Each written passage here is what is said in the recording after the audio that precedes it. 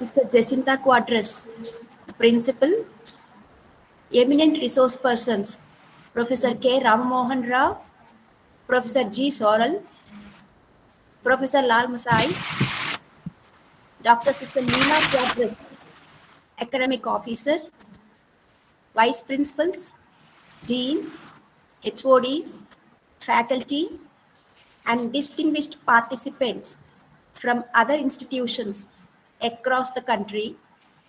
A very good morning to one and all, and a warm welcome to the one-day national webinar on effective implementation of NEP 2020, role of teachers and institutions, organized by the IQAC, Stella College, Vijayawada, Andhra Pradesh. We shall begin the program with a prayer to invoke God's blessings. I request Miss Grace Eunice, Department of Physics, to lead us in prayer. Miss Grace Eunice.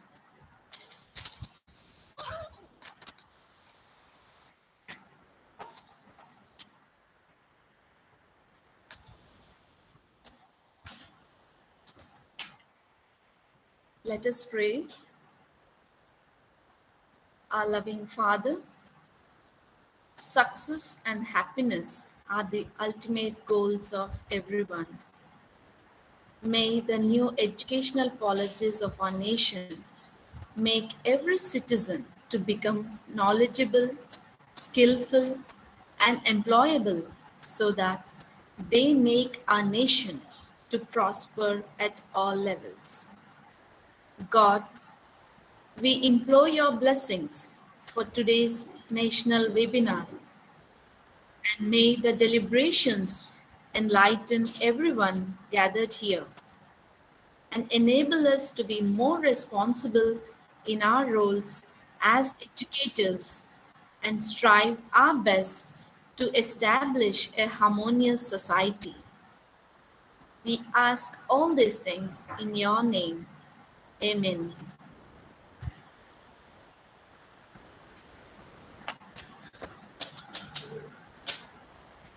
We are pressing on the upward way, new heights we are gaining every day, still praying as we are onward bound. Lord, plant our feet on higher ground. Lord, lift us up and let us stand by faith on heaven's stable land, a higher plane than we have found. Lord, plant our feet on higher ground. We want to scale the utmost high and catch a gleam of glory bright. Still we will pray till heaven we're found. Lord, lead us on to higher ground. Lord, lift us up and let us stand by faith on heaven's stable land, a higher plane than we have found. Lord, plant our feet on higher ground. Lord, plant our feet on higher ground.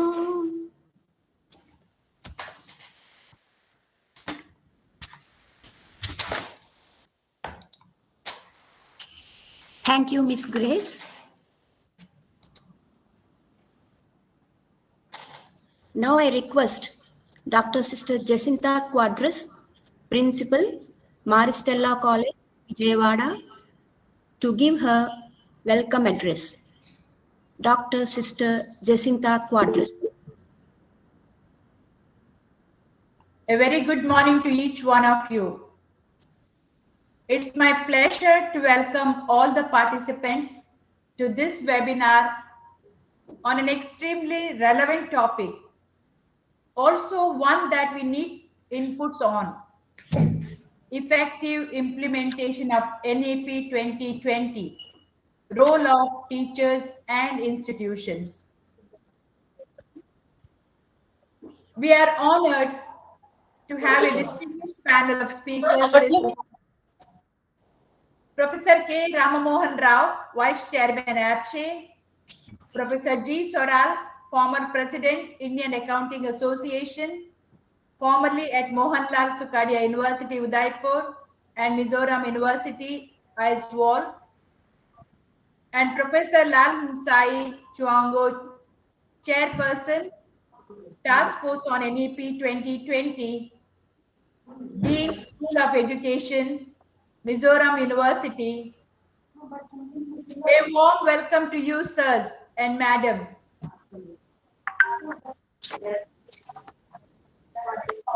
The NEP 2020 lays out a path which is well thought of, with clear timelines and resource utilization. But a fear of the unknown seizes most of us as we venture into new and seemingly strange approaches.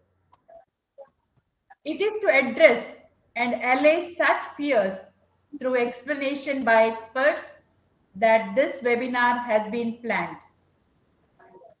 The crux of the new education policy 2020 is that it expects higher education institutions to offer holistic and multidisciplinary education through blending disciplines across humanities and the sciences. NEP 2020 seeks to reduce the course content in each subject to its core essentials to make space for critical thinking. This needs a complete overhaul of the choices and division of subjects and streams at various levels, allowing for inclusion of vocational skills and added importance to co-curricular, giving it equal importance. NEP 2020 aims to shift the assessment to one that is formative and is more competency-based and tests higher order skills such as analysis, critical thinking, and conceptual clarity. The NEP 2020 lays a clear emphasis on recognizing, identifying, and fostering the unique capabilities of each student by sensitizing teachers as well as parents to promote each student's holistic development in both academic and non-academic spheres. Institutions are also expected to promote faculty autonomy and freedom to innovate by restructuring faculty role to that of a mentor rather than teaching duties alone. Teachers will aim to encourage students with singular interest and or talents in the classroom by giving them supplementary enrichment material and guidance and encouragement. Higher education institutions are expected to provide more scholarships and financial assistance to students and to make the curriculum more inclusive. In short, NEP 2020 envisages a revamping of curriculum, pedagogy, assessment, and student support on a sweeping scale. All this requires a complete mindset shift on the part of all stakeholders. We hope the presentations by our expert speakers will cover some ground on the aspects I mentioned and thus help us implement the new education policy effectively. Thank you. and God bless you all. Thank you, dear sister. You covered many important aspects of the NEP 2020. A very crisp address indeed. Thank you, sister, for your comprehensive opening remarks. We now move on to technical sessions. The first session is on holistic quality in teaching learning by Professor K. Ram Mohan Rao, Vice Chairman, APSCHE.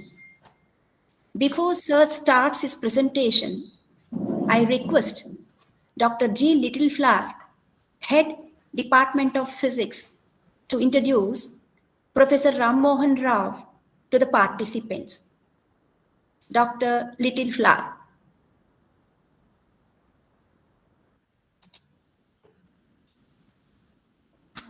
Please unmute. Littleflower, please unmute.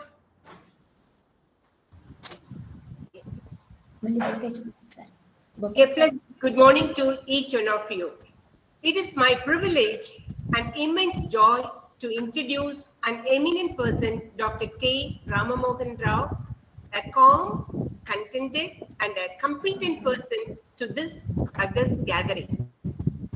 His brief profile is an inspiring story of the journey of the son of the soil of a rural village called Godi near Amalapuram, East Godavari district.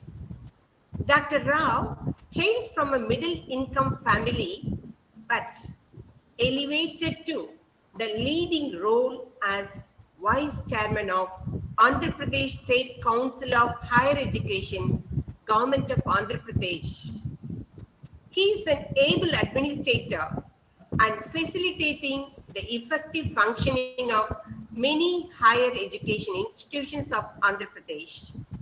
He is also the State Nodal Officer of RUSA, Andhra Pradesh, and the Director of State Level Quality Assurance Cell established by APSCHE. Dr. Rao's administrative and managerial skills are exemplary, and he had served as Principal, AU College of Arts and Commerce and Registrar of Andhra University. As Coordinator of Internal Quality Assurance Cell, he designed and implemented quality management system in Andhra University.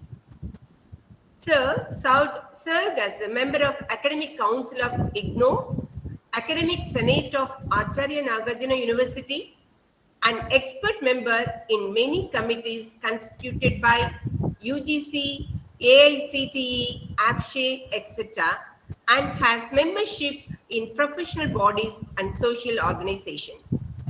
He is one of the NAC assessors and served in the capacity of chairman, member coordinator in the peer team constituted by NAC and visited more than 40 higher education institutions in India. Dr. Rao started his teaching career as a reader in the Department of Commerce and Management Studies, Andhra University in 1989 and became professor in 1998 and the first senior professor in 2018. Professor Rao is an inspiring teacher, impressive orator, specialized in marketing management and services marketing, and a passionate researcher. 29 PhD students and 9 MPhil students were awarded degrees under his eminent guidance. Professor Rao had written 11 books and published 91 research papers in reputed international and national journals. He undertook 13 research projects funded by UGC and other public and private organizations. He had organized many national seminars, workshops, training programs in the areas of commerce, management, and quality assurance, and the most sought after invited resource person for academic institutions and the industry. Professor Rama Mohan Rao had received ETNOW National Educational Leadership Award as Best Professor in Marketing in 2013. And the government of Andhra Pradesh presented him the State Best Teacher Award in 2015, recognizing his meritorious services. Sir, we are very delighted to have you with us. Surely, your talk would create an impressive impact in our strategies and methodologies and elevate our spirit and enthusiasm to render quality service in the field of higher education. Delightfully, now I welcome you to address the gathering on the topic holistic quality in teaching learning.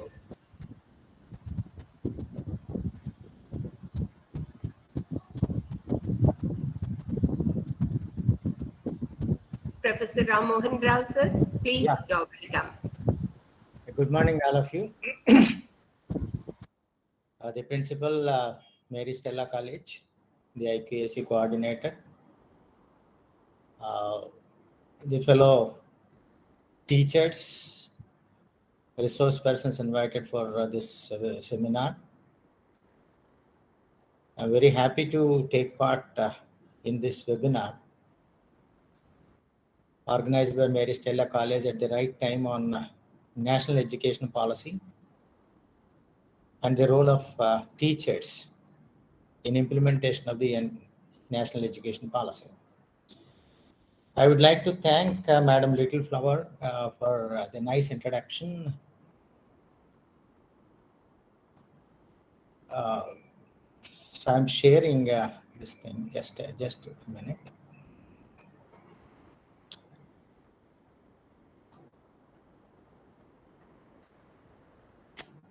So now to make a beginning for this presentation, we should, all of us, appreciate the efforts of Kasturi Rangan and committee for bringing out such a wonderful, path-breaking National Education Policy 2020. Madam Principal rightly mentioned, there are several changes recommended by the committee and the government accepted it. And we got this NEP 2020 after a gap of 34 years. And during the 34 years, so many changes happened in the education system in the country and also in the world.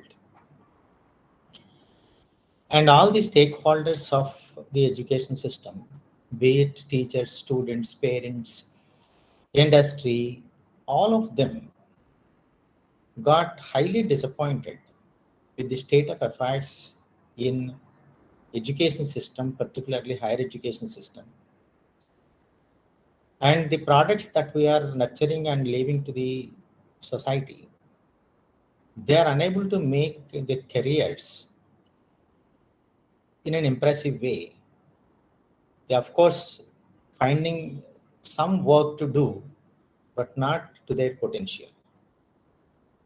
So in any society, education system only transforms it and makes the people become highly productive. So compared to the West and developed countries, it is found that Indian education system is lagging behind seriously. And if we compare at one point of time, a few centuries ago, India used to lead the world as far as education system is concerned. So entire world try to reach India to learn knowledge resources here. But now our students are migrating to other countries to learn quality education. So that is a pathetic shift that we have experienced. Now the government opened its eyes and tries to change the scenario and make India once again the Vishwaguru by transforming the education system. So at the right point of time, at the most apt situation, the new education policy has come. And that is why every sector wholeheartedly welcomed the kind of changes that they have recommended. And we all need to take a resolve to change ourselves. Without teachers changing themselves, no system can change. So whatever recommendations the higher education, the national education policy made to transform the education system in the country, without the support, without the involvement, without the dedication and commitment of the teaching faculty, it's not going to achieve success. So that is why UGC has identified this as an important aspect. So unless the teachers are made aware, motivated, and became enthused to implement NEP 2020, so the targets, the vision, whatever that is kept cannot be achieved. That is the reason in every educational institution, this kind of seminars or webinars are being organized to the faculty to establish their role in transforming the education system in the country. So I am confining myself to higher education. We are not touching upon the school education or any other field. So the topic that the organizers suggested me is the holistic quality in teaching and learning. So let us get into it in the light of NEP 2020. We are all teachers and we have earned sufficient experience over the years. And we also have our own assessment of the level of success that we have reached. But again, all of us know that teaching cannot be rigid, it should be dynamic. And unless we become dynamic as far as learning and practicing is concerned, we may not able to live up to the expectations of the ever-changing dynamics of the student composition. We are maybe continuing in the service for years, but every year you are getting a new generation, new blood with different levels of exposure, experience, and understanding. So that is the challenge every teacher has to make it. We don't know the greater dimensions that we need to acquire to make ourselves a career for a long time, unless otherwise we try to acquire the resources, learn and understand, practice and translate into teaching and learning process. So that is the focus of our discussion today. I try to focus at the beginning what kind of qualities a teacher need to acquire. The first quality I believe very seriously is the training skills. So training is the term we generally come across with the industry. When the recruitment has taken place, the people who joined the organization will be given training. When there is a change in the system, they will be given training. But in education system, we conventionally believe that we do knowledge dissemination. True, the teacher is expected to disseminate knowledge, but at the same time, he has a greater responsibility of training the students. Training of what is an issue.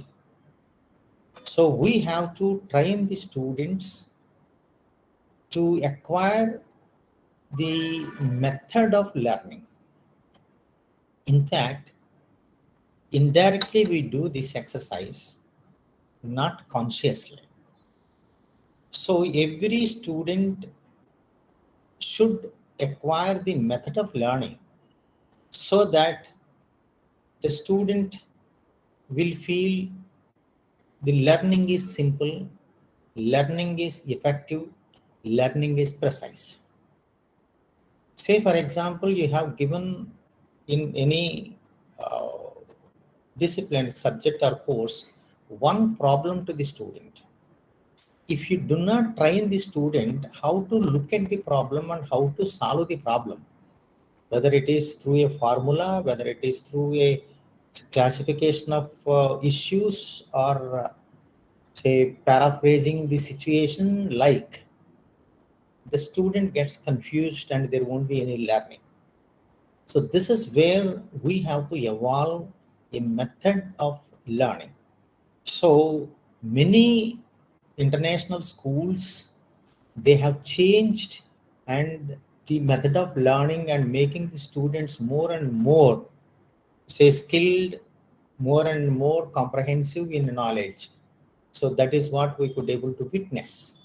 So conventionally we have had certain methods, and now a lot of research is taking place on teaching methods. So we have to learn the method of learning so that everything becomes easy and simple. So every teacher must have enthusiasm to learn. It is not a job or a burden or a compulsion that we have to feel it. We have to develop some enthusiasm to learn new things relating to our discipline and other disciplines also. A teacher should know the action and also dramatization. Say, we generally imitate our teachers in the beginning. After that, we develop our own action and dramatization. But if you verify yourself consciously by video recording your lecture while you are live demonstrating, you will be knowing what are the actions you are missing, what actions makes more connected with the students or audience. So dramatization of delivery of the words, phrases and all that is also important to capture the attention of the students and making them more emotionally connected. Character and communication skills. Teacher character, I need not tell you, that reflects on student, because student consistently observe the teacher in the classroom, outside the classroom, and even when they are in the societal interactions. So character of the teacher is very important, and teachers should have wonderful communication skills, particularly the interpersonal communication skills, how to communicate with students, how to communicate with fellow faculty, how to communicate with superiors, how to communicate with outsiders. All these skills we have to acquire. People see that a teacher should be, that the people's expectation is that teachers are good communicators. The teacher should have humility. They should readily accept if something goes wrong and say confirm that yes, there is always an opportunity for learning something more, correcting ourselves. So that kind of humility is important. You should be away from the ego system that a teacher is everything and whatever teacher says that is right. That is not a good character or quality that a teacher should have. It. Humility is required. We should have the knowledge of how we can evaluate the skills of the people. And also we should continuously work on evolving newer and newer methodologies that help the students to know to what extent they have learned the content that they are supposed to. And a teacher also should have the research skills.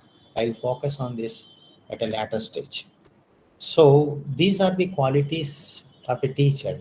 If you take the first letter of all, that becomes the teacher. The research, as I told you, research skills are important, and many of you, I suppose, have already done your research and acquired PhD degree. Please check whether we have got all these skills that are listed here. A researcher acquires learning skills.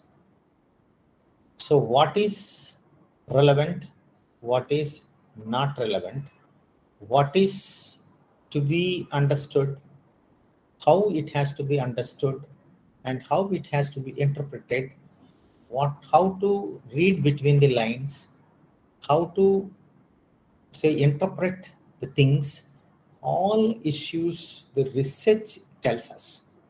So that is one aspect. So that is why in research, review of literature is made as a compulsory element.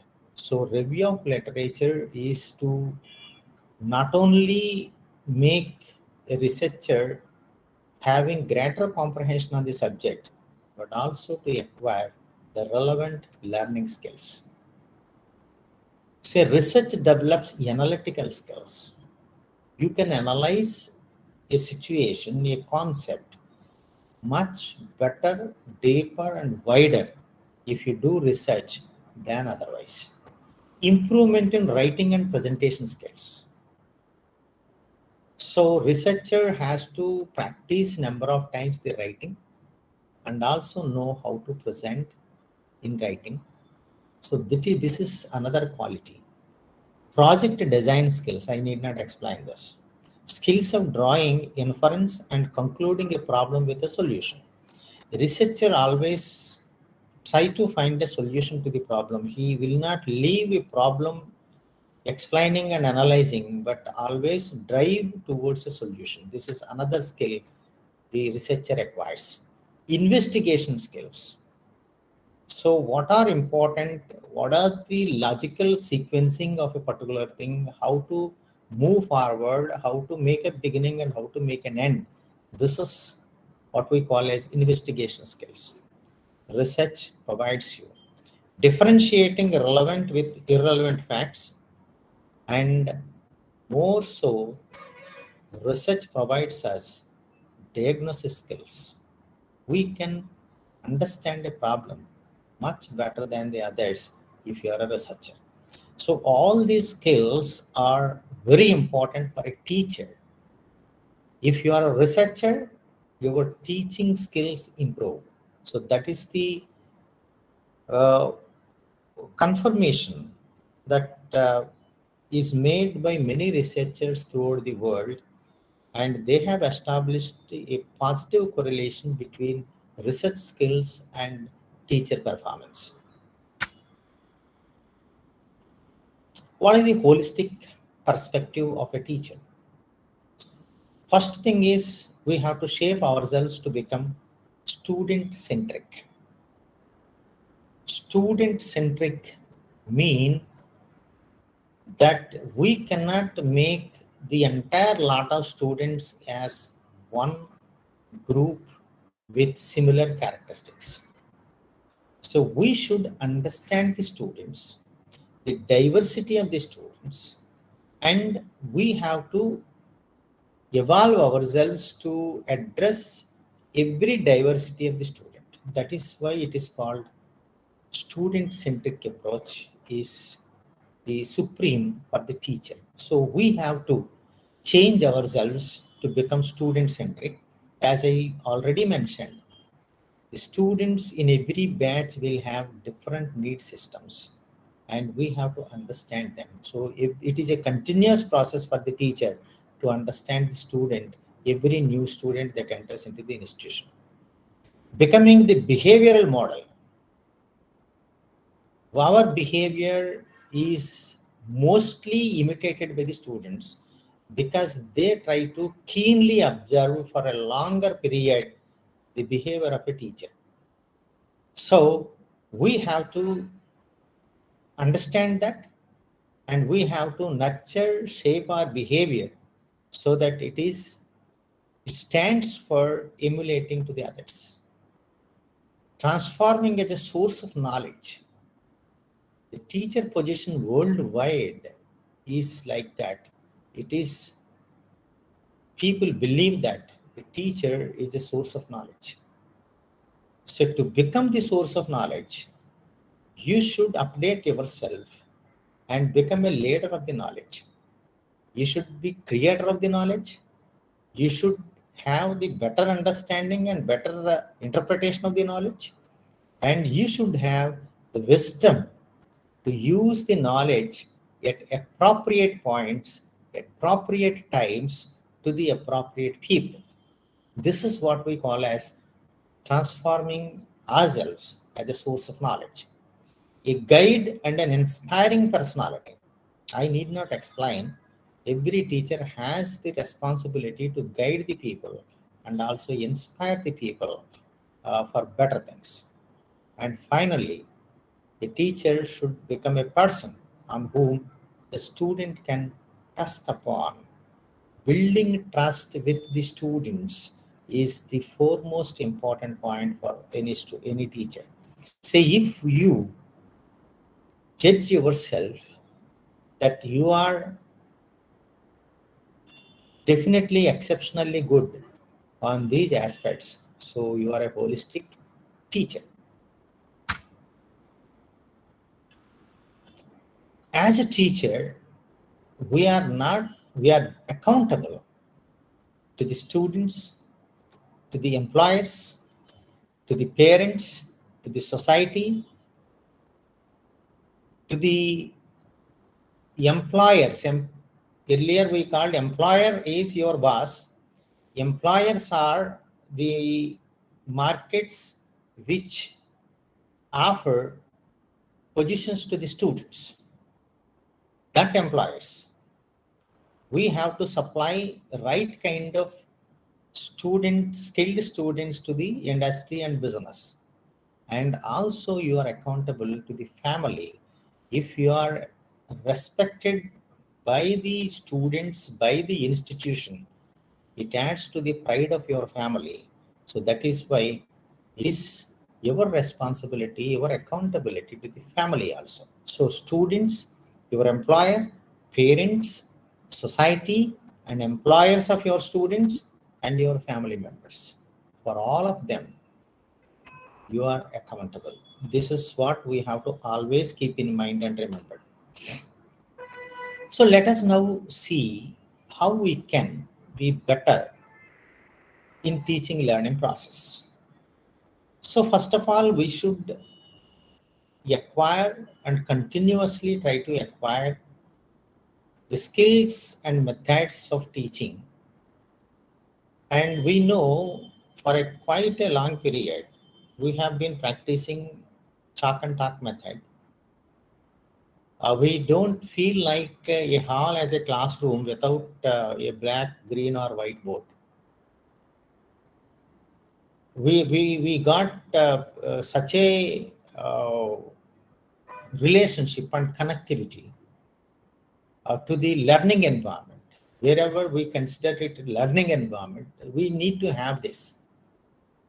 Yes, chalk and talk is the most practiced, most effective teaching method. But if we confine totally on teaching and say chalk and talk method, we may not be able to reach our potential as a teacher. So now a lot of exercise and experimentation is done, and people are now identifying experimental methods where practice is a part of teaching learning process. So this is also identified for quite a long period, but unfortunately in many disciplines, practice is not included in the teaching learning process. Now, many experimentations were done, and now in every discipline, people are suggesting that you should practice, you should make people experiment things. experiential learning is of late highly recommended, because people can sensitize themselves with an experience rather than just listening to somebody and viewing something. So the experience can be created by driving the students to the situations, to the environment. So out of the classroom learning is recommended to gain more experiential learning. So under the guidance of a teacher, what the teacher guides the students what to learn, how to learn, how to understand a situation in a practical scenario. So in all disciplines, there is no exception to any discipline. Now experiential learning is recommended. Another method which is also very old but partially the systems are successful is participative learning. We all say that we always request and ask the students to become participative in learning. Mostly this is seen as question answer session. So you give enough space to the student to raise questions. Some teachers ask the students to wait until the end of the presentation to raise questions, and some teachers give open access. Anytime you can raise your hand and clarify the doubt. So in that way, you thought the students are made participative. Participative, by definition, is making student continuously connect with the subject, with the process of learning. There should not be any deviation or space, unwanted space in between the teaching and learning process. So how to make a student attentive all through the class? Your class may be for 1 hour. Now in the international scenario, the research studies says that the attention of the student can be 100% you can have for only 2 minutes. Beyond that, the student will not be totally connected. Unless otherwise, you evolve a methods in participative learning. So how you can make them to more and more participative in the learning process. So they should get motivated. They should get some continuously evolving value and benefit out of learning. Then they try to participate. So it is the responsibility of the teacher to convince them that this learning is more beneficial to them, more value addition to them. So that is where the teacher should be successful. So if you want to make the student participative in the entire process, you have to work many times more than what just going into the classroom and delivering a lecture. See, we have been teaching a semester for about 60 sessions are designed, but effectively in a classroom we take not less than 40 sessions, keeping away the examinations and all that. In 40 sessions, 40 hours, you try to cover the syllabus that is designed in 5 units, right? So at the end of the semester, if you ask the student to make 5 statements of your course, entire course paper, how many students can make 5 correct statements of your entire 60 hours or 40 hours of lecture on varied topics? Even 90% of the students fail to recollect the syllabus itself. This is the practice, this is the real system that we are coming across all the time. Now, one method is that if you identify 3 to 5 statements for a lecture, you are expecting the student to learn, to remember, to keep at the top of mind only 5 sentences of the total 1 hour lecture. Your lecture is to make the 5 sentences more understandable to the student, but finally you wanted to drive to make a student remember only 5 or 3 or 4 statements, not more than that. If you make such a practice, then by the end of the semester, a student will have on his notebook either 120 or to 200 statements of your course paper. A quick retrieve can make the student very comfortable in the course paper. So when the learning what to remember, what to capture is communicated to the student, his learning space becomes very easy. So then he will actively participate in that. Another approach is you may write the 5 statements with some blanks and ask the student fill the blanks with right concept. And make sure that in your lecture, all those blanks are answered. So you have to paraphrase your presentation in such a way that in the entire class, the 5 answers will be available. The students will be consciously waiting for those answers because at the end of it, they are accountable to fill the papers. This is another method. So seminars, group discussions, assignments, so exploring the answers for certain questions. These are all the ways through which you can make the students more and more actively participative. So participative learning makes the student to have real learning, that you believe in that and see that students are highly participative. Blended learning, now it is of course recommended and popularized. It is blending conventional classroom teaching with online teaching.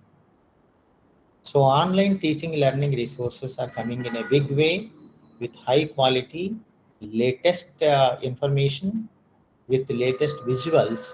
So they are, yes, they serve as substitutes for the physical teaching learning process. So people are suggesting now have a blended learning so that the learning systems can be more effective. Gamification is the latest version. So many games are being designed, online games.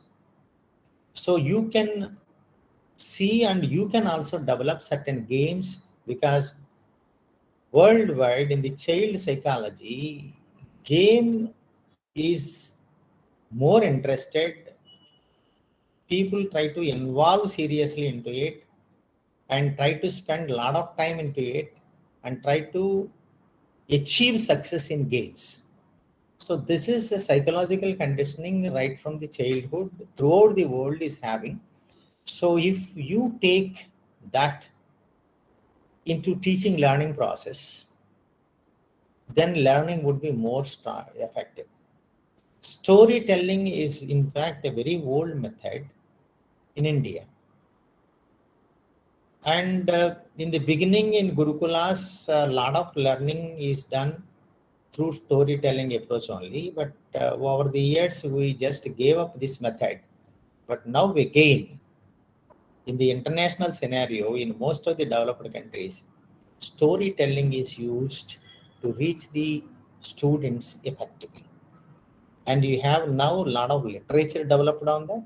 Many books are there, how to convert your lecture into a story, knowing, say, when you go through now, you must have gone through number of stories in your childhood, Chandamama stories, Balamitra stories, and all that. So we are driven to the story and never saw how the story is constructed, what is the motive, how they have driven us to the concluding point. And say, to tell that one line of concluding moral, how much drama is developed around and make us believe, remember, and apply ourselves to that. So this is the power of storytelling. So as I told you that if you pick up 3 points or 5 points, towards that points, you can build a story so that people can understand, remember, and memorize the narrative of your point. Then now, the most important development is technology interventions in teaching learning process. So I need not tell you what kind of problems we have faced during the pandemic, when all the colleges are closed and we are driven to interact with teachers online, with students online. So all of a sudden, exposure to the technology and becoming ourselves comfortable with the technology became a big challenge. So people are partially successful, not fully successful.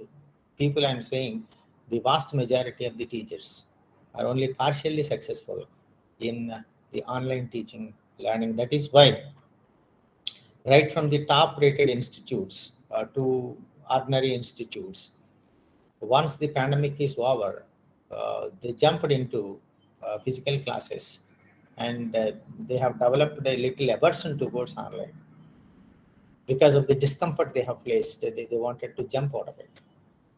But now we are connecting to the enormous teaching learning resources through technology.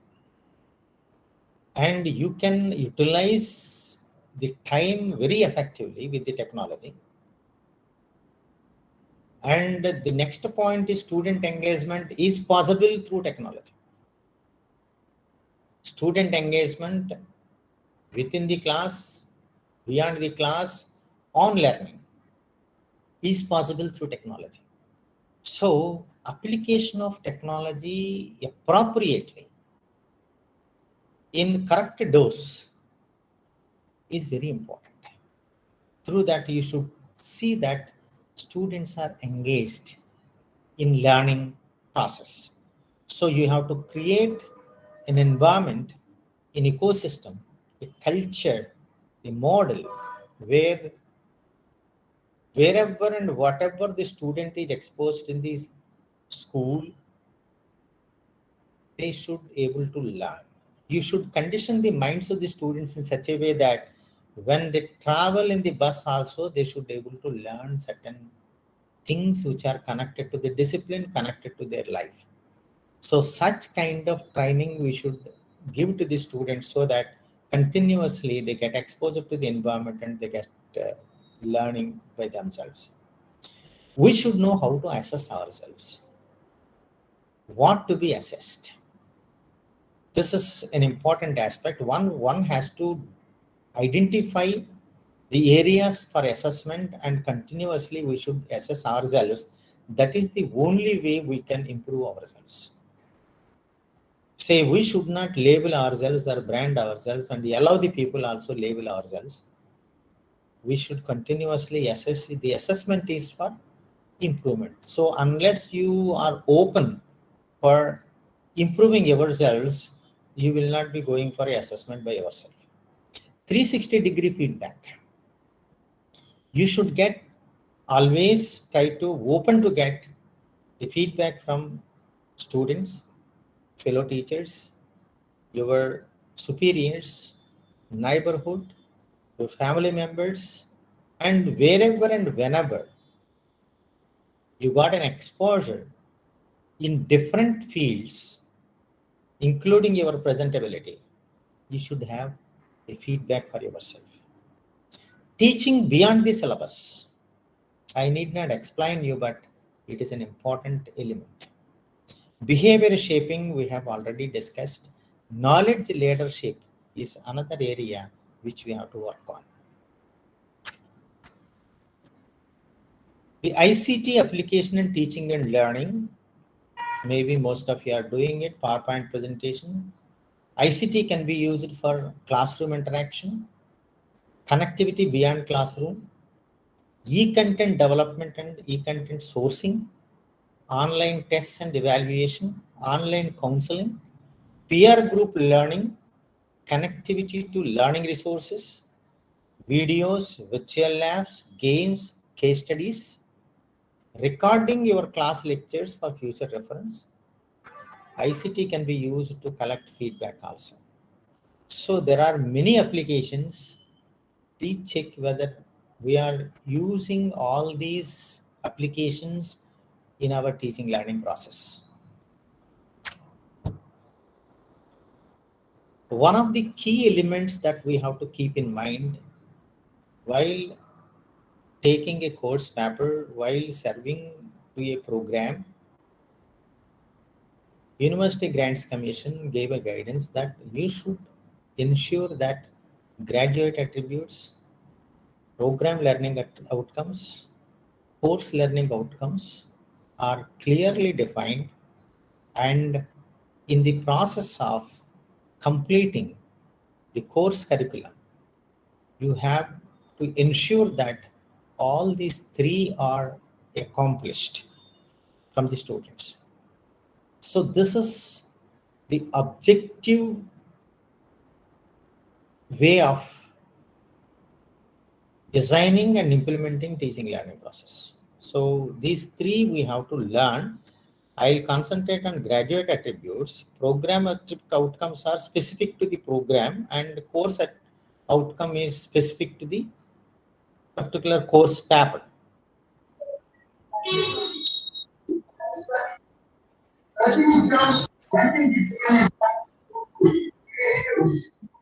Someone please unmute. Please mute yourself. Yeah. Learning outcomes of graduate attributes. One is disciplinary knowledge. That is, of course, the designers of the curriculum will take care of. That knowledge you have to transmit to the students, deliver it to the students in such a way that, as we have discussed already, that they learn, understand, remember, and also know where and when and how they have to be used. That is what we call as wisdom. Knowledge has to be transformed into wisdom. So that part we have to take care. We should make the student learn the communication skills. So every discipline will have its own language. The students of that discipline should be capable of communicating to the world in that language, wherever that is demanded. So you have to make the student communicate interpersonally, cross-culturally, and also professionally. Then we have to make the student drive for critical thinking. Critical thinking is thinking through questioning and finding ways and answers for issues. So it is the ability to raise the right questions at appropriate situations or places in a situation, points in a situation. That is what we synthesize as critical thinking. problem solving, that is the 21st century skills, the communication skills, critical thinking, problem solving. So people should be able to know how a problem can be solved and how quickly a problem has to be solved, how comprehensively a problem has to be solved. And they should also know that a solution to the problem will lead to emergence of another problem. So they have to see that the scope for generating another problem is reduced in finding a solution. Analytical reasoning, that means you should make every student as a researcher. Research related skills, cooperation and teamwork, scientific reasoning, reflective thinking. Reflective thinking is they should quickly understand and they should develop a thought process on the situation as quickly as possible. It is a very fast reaction to the situation in the right direction. That is what we call as reflective thinking. Digital literacy, very important nowadays. If a student is not having digital fluency, they are not, they cannot sell themselves in the market. Self-directed learning. This is a very important attribute. Now the world is changing fast. The markets are changing fast. We are in the fourth industrial revolution. Digitalization is taking place in a massive scale and in a revolutionary mode. So the learning that the student has or had in an institution at the young age may not be sufficient to lead the rest of the life. So people have to continuously update themselves or diversify their skill set. So they cannot get into the institutional framework, a formal learning, because time may not permit for them. So they have to continuously acquire learning resources and learn themselves. This is what the advanced countries are making the youngsters to have self-directed learning and suitable to the changing needs of the industry. So this is what we have to make our students practice. So that is why online certification courses, online courses are being offered to the students now. We are at the APSCHE level trying to make it. The student learn how to learn himself or herself. Multicultural competence. So we should make the students learn other cultures, if possible, other languages to interact with other cultures. Moral and ethical education. So the students should have the morals and ethics. They should be aware and also they should reason out why that kind of moral is practiced in a society. Leadership readiness and leadership qualities, and more so lifelong learning. These are all the graduate attributes. So if any student joins a college for a UG degree, we should see that all these qualities are acquired by the students, and we should develop an evaluation system in such a way that they should know that they got these skills. We should design, it is the responsibility of a teacher to design an evaluation system. You may say that the evaluation system is given by the institution, by the university, but you have continuous evaluation in your hand. You can design your own evaluation system. So it should be student-centric. It should be continuous assessment. It should be outcome-based. It should provide for self-testing of students. It's not with the supervision of the teacher. It should help measuring progression of the teachers, students from one level to another level, how he is progressing. It should be transparent, and whatever an evaluation system that you design you should provide a facility of grievance redressal. Grievance redressal and transparency go together. So if you are an autonomous college, you have a freedom to design your own evaluation system. If you are a teacher, you have a freedom to design your own evaluation system for this assessment. It doesn't mean that your assessment should add to the marks at the end. That is not a condition here. If it is added to it, it is okay.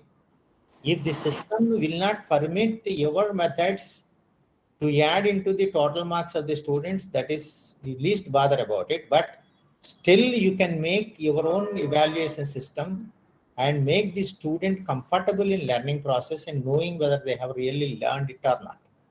That is the issue. It is not to discourage the student and punish the student for poor performance or wrong performance and whatever you call it. All the more, I believe that we should develop a personality of our own. A teacher, as I told you, should be a trainer, a communicator, passionate, empathetic, model character. Teacher should be presentable, should have creative thinking. Punctuality and time management is very important. I am very happy today at the dawn of the time the program started. Starting is important. Ending is also important. We should begin to the time and close to the time. So we can make the student time conscious only when we maintain timings. Teacher must be a counselor, progressive thinker, sensible to the situations, and also responsive. All these characteristics we should develop. We should upgrade our teaching skills, digital skills, social skills. Someone please keep yourself in mute. Administrative skills, leadership skills, networking skills, and transaction skills and research skills, all of them we should make it out.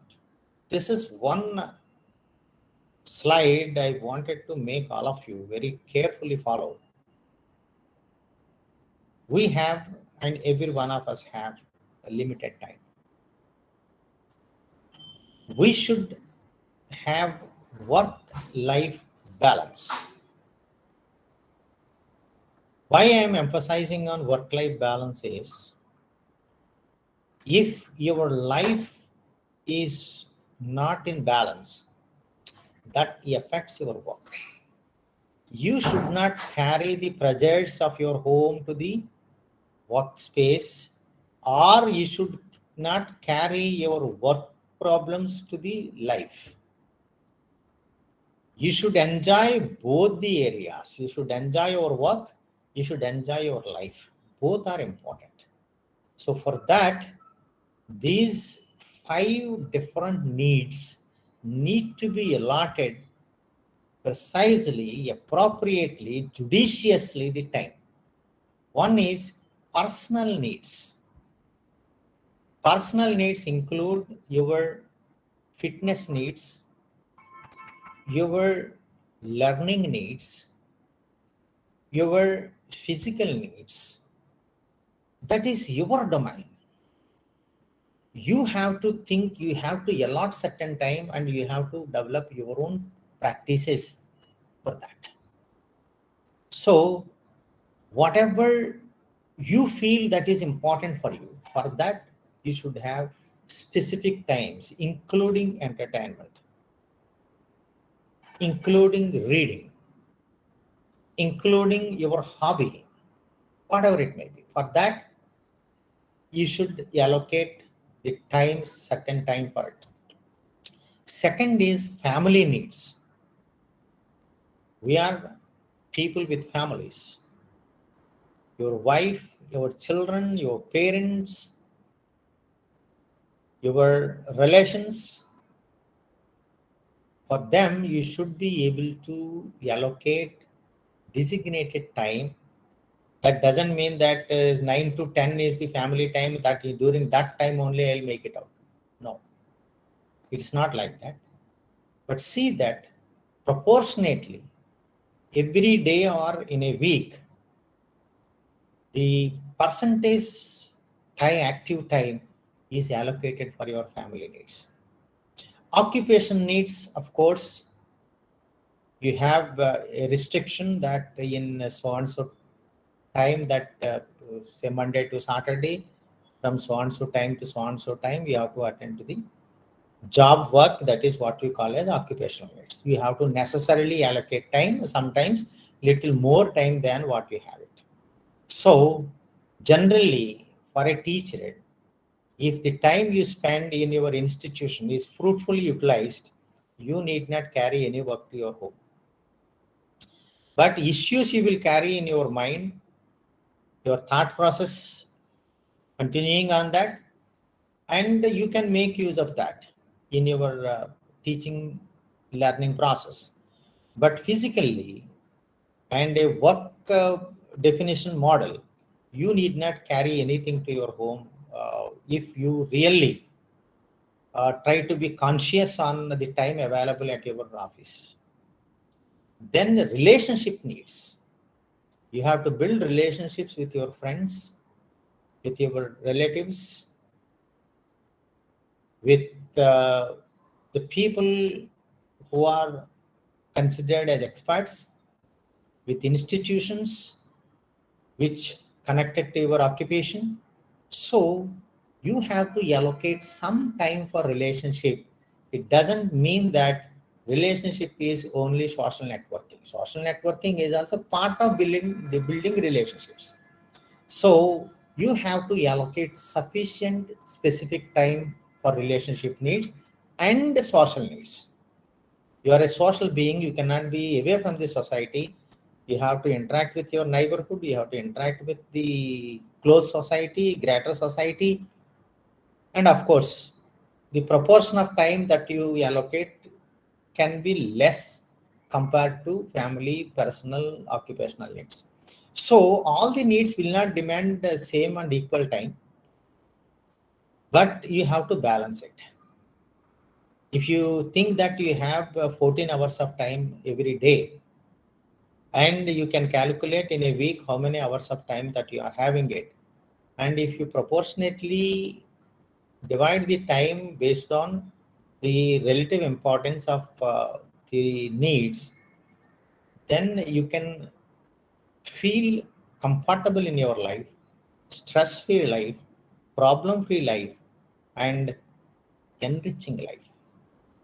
And allocation of time is not sufficient. You should know how to use the time productively. So there must be a lot of thought process. So I will be with the wife and children just like that. When all of them are sitting together or doing some activity, I'm also there. That is not the way you can make use of the time productively. So you have to devise certain activities where the togetherness yields better value. That is called productive. So we should always think and evolve newer and newer approaches to use the time more productively. And every time that you are using, you should have emotional connectivity, and you should see that all the members that are present are included into it. All the issues are included into it. So emotional connectivity and inclusion is also important. So when we work out on this, we can develop ourselves as teacher much better than anybody else. And these three mantras, all of us should very consciously, seriously follow. We should learn all the time new things. It is not just book reading that makes you learning. It is not listening to the people that makes you learning alone. Observational skills, understanding skills, narration development skills, and putting that narration to test that skill and confirming the facts, confirming the truth, that is the learning. So we should continuously evolve new methods of learning and new inputs to our mind. So there must be continuous flow inside your brain, the newer and newer knowledge elements. We should also know, because we have to vacate some part of your brain, unlearn things. What is this unlearning process? We are conditioned with certain learnings that a class should be like this. There should be benches. There should be students sitting very seriously, calmly looking at the teacher only. A teacher should stand in a platform, and backside of the teacher there must be a board. Before the teacher there must be a table or a rostrum. So this is an environment design, is a construct that is in our mind. If something is not there, you are not comfortable. You don't think and don't can say become part of it totally, because that is a disturbed situation. But are they really necessary to make a student learn, to address the group, to get into the people?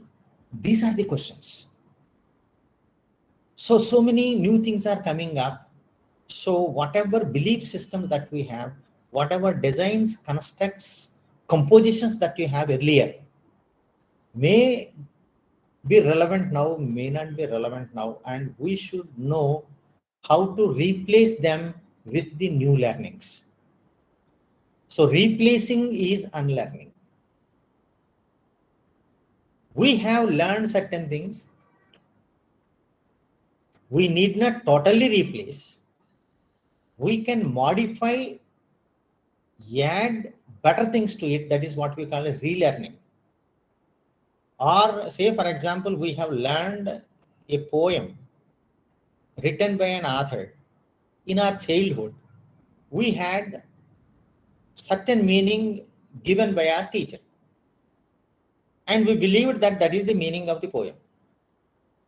That is the explanation of the poem. Now, if you recollect it, you find many new meanings of it, many extended meanings of it, and some meanings which you thought may not be right, may not be interpretable to the present situation. This is what you call as relearning. So a learning at one point of time, which is relevant and applicable to the society at that point of time, when you relearn the same in connection with the new society, new paradigms, you will find new meanings, new applications with a modified way or in the same way. This is what we call as relearning. So knowledge developed at one point of time cannot be considered irrelevant. When you relearn it, you can make it also useful to the present and future situations. So that is why you have to rehearse whatever you had in your mind, whether it is situationally relevant or not.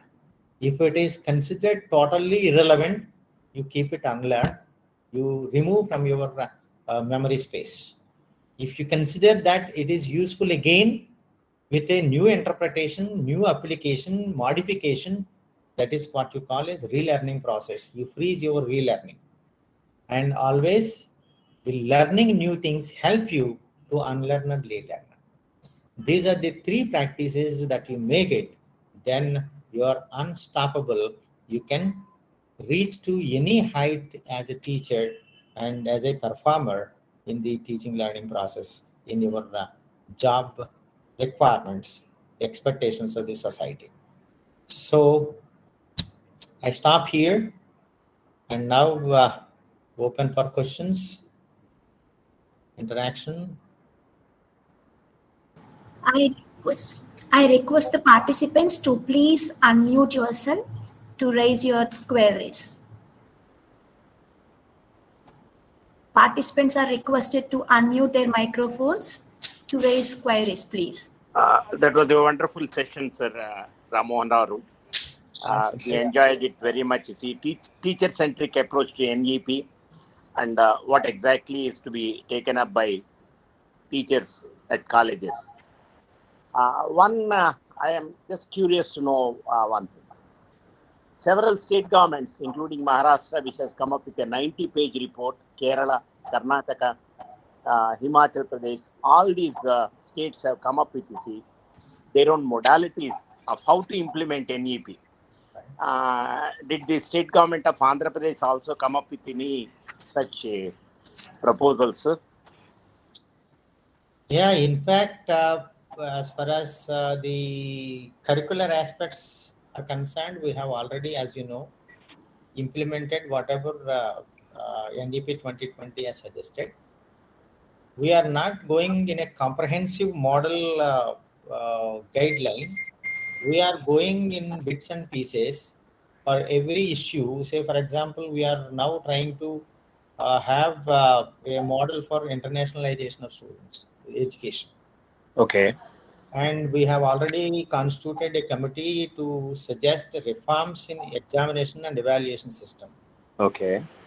So like that, we are going in, say, issue by issue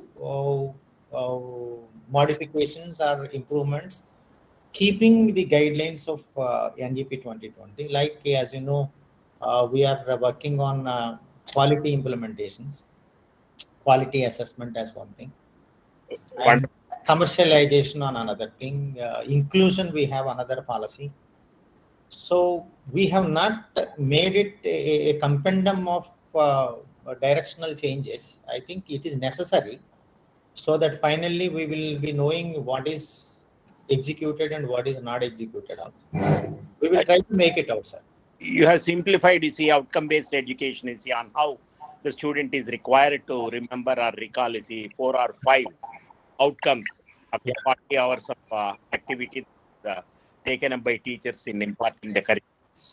But I would like to also make a mention of, you see, the draft white paper, NAC's white paper, which says outcome-based education is outdated and educatedness as per NEP is to be taken up in training the students and reckoning their preparedness to face life. Any comments on educatedness versus OBE? Sir, Number 71 of white. I understand that I understand the motive behind it also. The outcome based is a prescription. We are prescribing certain learnings in a discipline. Educatedness is freedom to the student to learn. See, the NEP 2020 advocating the flexibility in learning. The flexibility in learning, so student is free to acquire anything, and if all the learnings are not connected in a way to a discipline, even then they are advising a graduation certificate shall be issued. Okay, but these two need to be integrated. So educatedness in the choice of a freedom of a student, wherever he go, whatever he wanted. But in any pursuit of education, there must be defined outcomes. Otherwise, learning process cannot be called complete. Yeah. Say if somebody defines the learning outcome, or the student or learner himself defines what is the outcome. Either way, it can happen. He should be in a position to perceive what is taught. Right. Yeah. Thank you, sir. Thank you so much for the explanations. Very nice to have you, Shankar. Namaste andi. Namaste andi. Namaste. So nice. Any more queries? Okay. Thank you, sir. Thank you for taking your time to share your expertise. Or at least, madam, ask somebody to summarize what they have learned. We need not have queries. Yes, yeah. Yeah. The outcomes of today's workshop.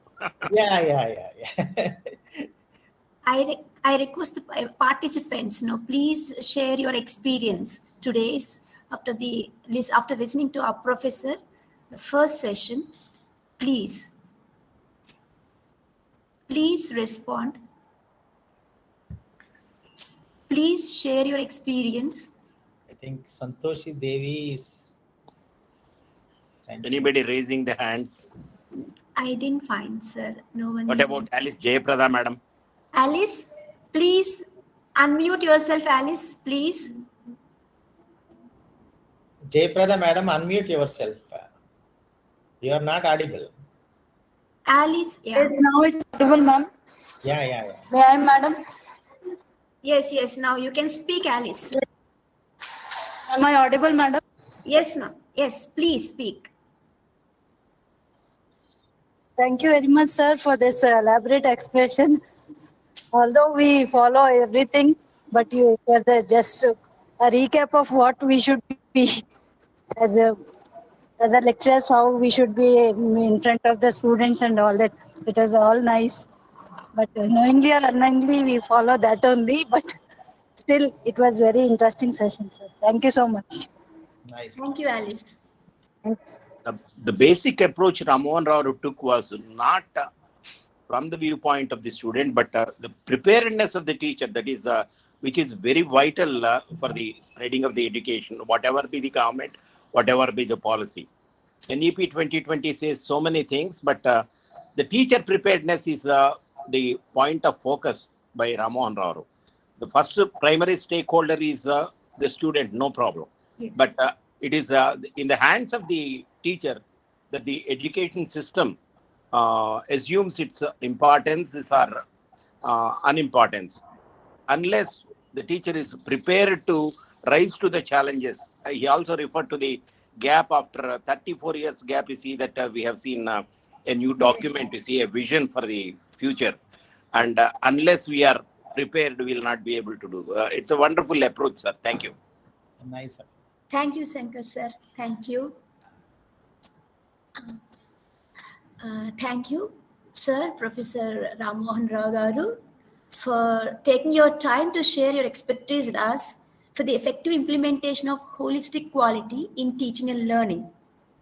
Your proficiency in talking about different angles of the subject is indeed highly appreciable. Sir, you touched upon desired qualities of a teacher, research goals, teaching learning methods for experiential and participative learning, skills required for outcome-based education, evaluation methods with transparency, time management to be an effective teacher, etc. Really very, very useful. And we have also received many posts appreciating your presentation, sir. Certainly, we will take your words into practice. Once again, my sincere thanks to you, sir. Thank you, madam. Thank you very much. Thanks Thank a you lot. all. I leave now. Thank you, sir. Thank you so much, sir.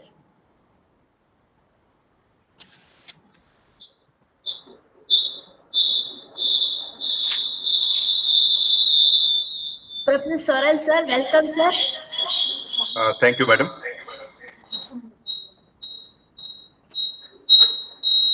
I didn't have your phone number to tell you why, till what time I have to wait. Yes, sir. Sir, no You problem. wanted me to here by 10:30, I was there. Yes, sir. Yes, sir. Thank you, but no issues, sir. Thank you. So, madam, before we begin, kindly tell me my time, actually, Yes. because you have one more session ahead. No, sir. This is now your session only. We are going to start your session only, sir. No, that I know, but after me in the schedule, there is one more session. I know, sir. I know, sir. So I But should we can go up to 11:50, 1 hour session, sir. Everything, including everything, question answers and all, from 10:50 to 11:50. Your session, sir. Okay, fine. So, Now you may begin. yes. The second presentation is on implementation of NEP by Professor G. Soral. I request Mrs. Y. Supriya, Head Department of English, to introduce Professor G. Soral to the participants.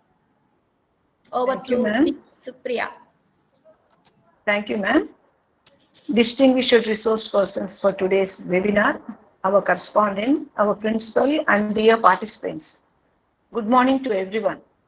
We are really privileged to listen to our next resource person, Professor G. Soral's deliberation on implementation of NEP. Since the world is undergoing rapid changes in the knowledge as well as the employment landscape, the need for skilled workforce is increasingly in greater demand today. NEP provides an opportunity to move education from sorting and selection to human development, enabling every student to develop to maximum potential. Professor Soral is a great authority to visualize and share with us how Indian education system will get benefited immensely from the implementation of NEP. Professor Soral, an eminent professor, academician, and administrator with a vast experience of about 39 years of teaching and administration in the university system, and also with 2 years of experience as the president of Indian Accounting Association, is looking forward to make concerted and committed efforts to serve higher education system of India in tune with NEP. Professor Soral is a postgraduate and a doctorate from the University of Rajasthan and has got a certificate in business data processing from Mohanlal Sukhadia University, Udaipur. He has started working with Mohanlal Sukhadia University since 1981 and has become the professor in 2020. He also worked as a professor direct for Mizoram Central University for 1 year. Apart from his teaching career, he has rendered commendable services in various key positions of administration as a Dean, Postgraduate Studies, Officiating Vice Chancellor, Chairman, Integrated University Management System, Head Department of Accountancy and Statistics, International Students Advisor, Head Department of Commerce, Chairman, Board of Postgraduate and Undergraduate Studies, and so on. His involvement and contribution in the formulation of academic programs and curriculum in different capacities as a head and convener, Committee of Courses in Accountancy and Statistics, Chairman, Faculty of Commerce, Member, Academic Council and Board of Studies, Professor and Head Department of Commerce, External Member, Board of Studies of various reputed universities of different states is substantial. He conducted a UGC-sponsored major research project as the principal investigator. He got MOUs with the prestigious national and international companies to work with since 2021. The professor has had a huge research output as he got 8 research papers published in international journals and 33 in national journals, authored and edited 3 books, and presented 39 papers in international and 24 in national conferences, seminars, and workshops. Best Paper Award, Best Member Award of National Level, Distinguished Teaching Award, International Research Awards, and so on are some of the other feathers in his cap. He has become the member, life and annual, of many national and international associations and agencies like IAA Research Foundation, American Accounting Association, Indian Accounting Association, Indian Society for Training and Development, IIM Ahmedabad, and so on.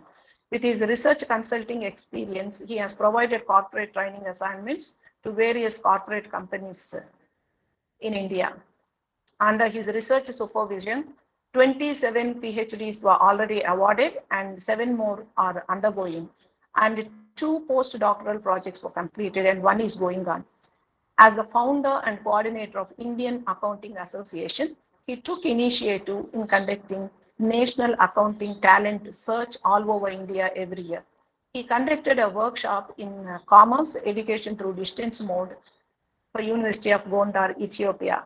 And he also participated in 9th Faculty Development Program in Accounting and Finance in IIM Ahmedabad. Sir, we very much look forward to listening to your valuable views on how the implementation of NEP will bridge the gap between the current state of learning outcomes and what is actually required through undertaking major reforms that brings the highest quality, equity, and integrity into our education system from early childhood care and education through higher education. Our hearty welcome to you, sir. Please take over the session. Thank you so much, Madam Supriya ji, for your all kind words.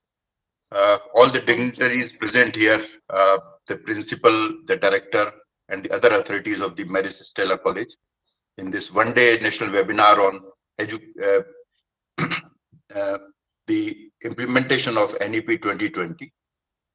Role of teachers and institutions is the caption attached, which is the focus at the moment. I thank the organizers for giving me this great opportunity to talk to my own colleagues, teachers, and I find here a very good number, more than 90 persons are present at the moment.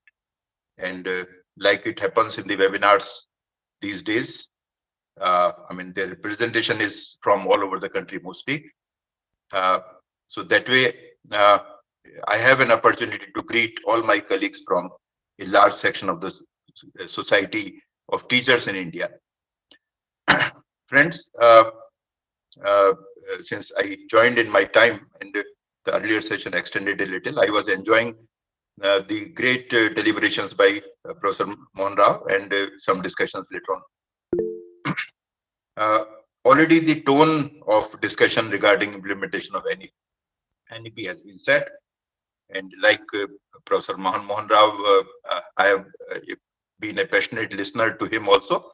In many webinars we used to be together, and I enjoyed listening to him along with you today. I, in the sequel, will continue with my inputs on strategies for implementation of NEP. Okay, so let me first share my screen.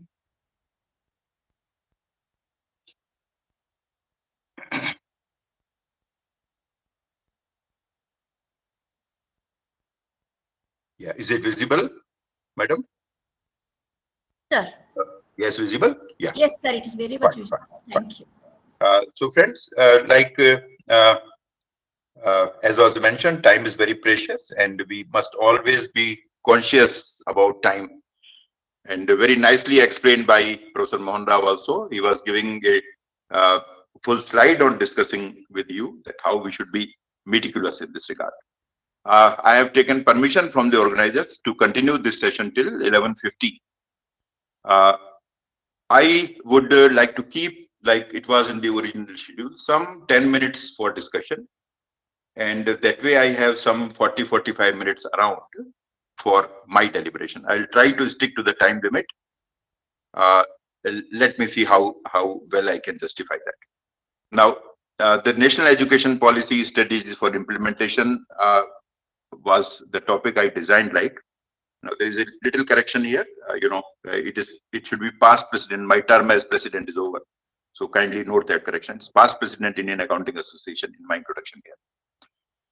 Friends, what I planned, for this session after getting the mandate from the organizers for addressing all of you here is that I have picked up certain aspects from NEP document, and then I have suggested item-wise strategies for implementation. Okay, so this will be my modus operandi to continue with it, and of course we will have some time for discussion at the end. So let me proceed and talk about the first and the foremost target of the NEP, which all of you may be aware, it's very famous, that the GER, the gross employment ratio, is being targeted to be 50% by 2035. 2 years have already passed the NEP implementation, and I mean, this target was definitely fixed in 2020. It's already 2022 by now.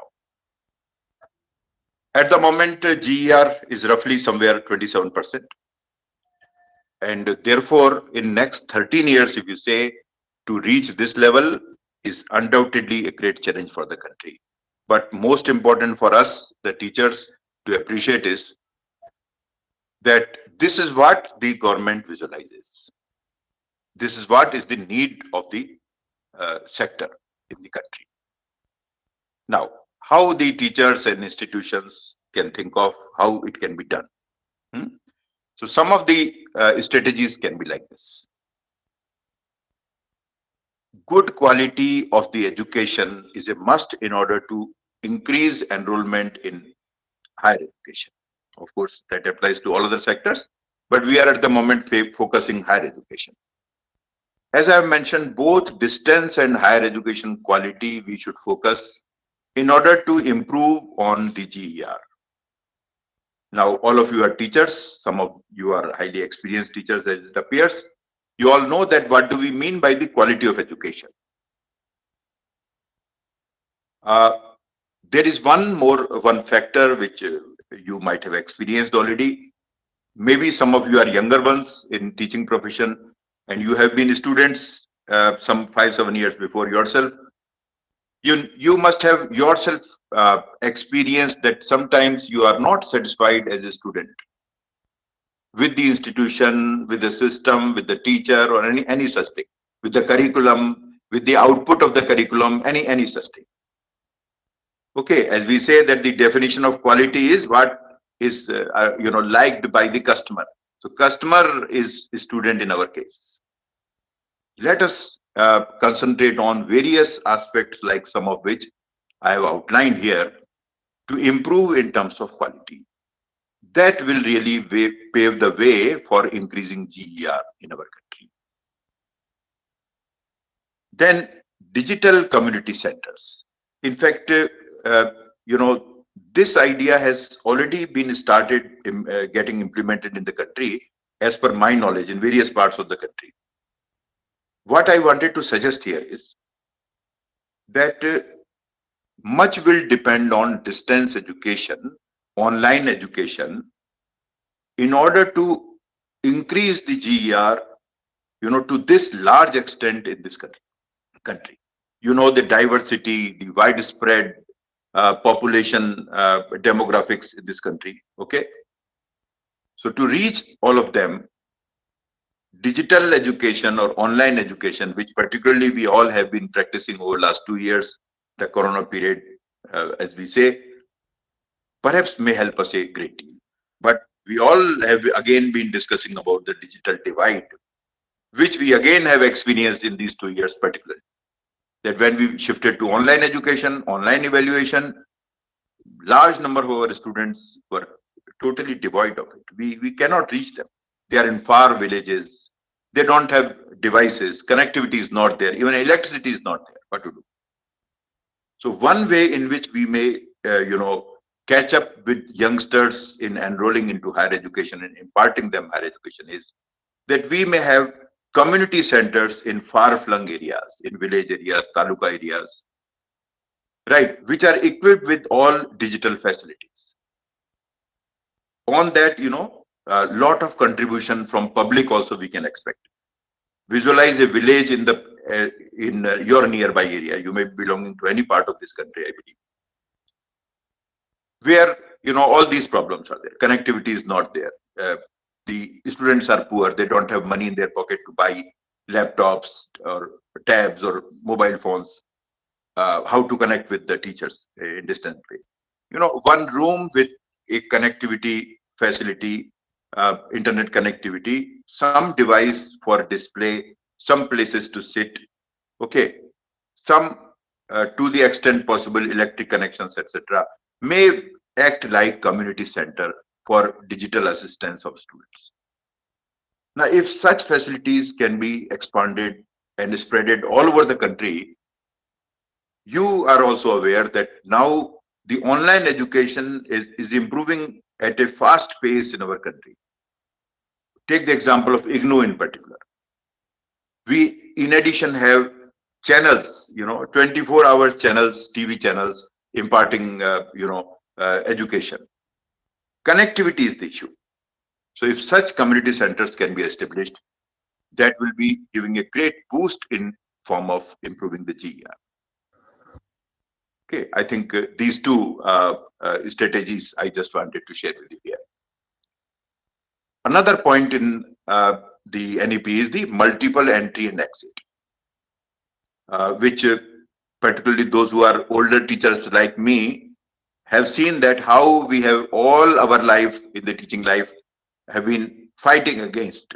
Okay, if the student says that after the second year graduation he would like to go, we will say no, you cannot. And in case of female candidates, there were some relaxations in the university rules, etc. Now they say no, nothing doing. Let it be flexible.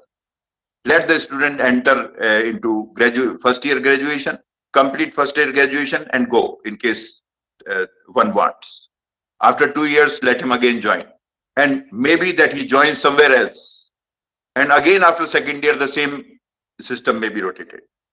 Okay, that flexibility the NEP is talking. So the most important strategy, which actually has already been implemented, Academic Credit Bank, they call it Academic Bank of Credit, ABC now. You may be aware that now the system is that you have to complete your certain credits in order to get a certain degree, maybe a degree of graduation or also post-graduation and the like. So you earn your credits either at one place or at multiple places. You enter either at one time or multiple time. You exit either at one time or multiple time. That much flexibility NEP talks about giving to students. So once there is an academic bank of credit, you go on earning credits, go on depositing into it, make an entry and exit as per your convenience and choice, okay, and complete your degrees. So this is definitely a very important step, and in your respective institutions, you may try to implement it. Like the college in which we are sitting today virtually is also an autonomous college. They can think of motivating their students to earn their credits as and when they find convenient. Another important strategy to ensure the multiple entry and exit system to be successful is the standardized curriculum by a central agency. Friends, as soon as NEP came in 2020, a lot of discussions started. Maybe many of you might have been participating. We all being teachers used to go through the details of NEP aspects, and people used to say, how can they make it? If I am doing some degree from Vijayawada, then again I am doing part of it from some other Calcutta, then some place in Rajasthan, Jaipur. They all are different curriculum. Okay, how do we equate them? This is one major challenge in terms of this multiple entry exit system to be implemented. So there may be a strategy where the curriculum may be standardized, and at the moment you may match it with what UGC is coming up like.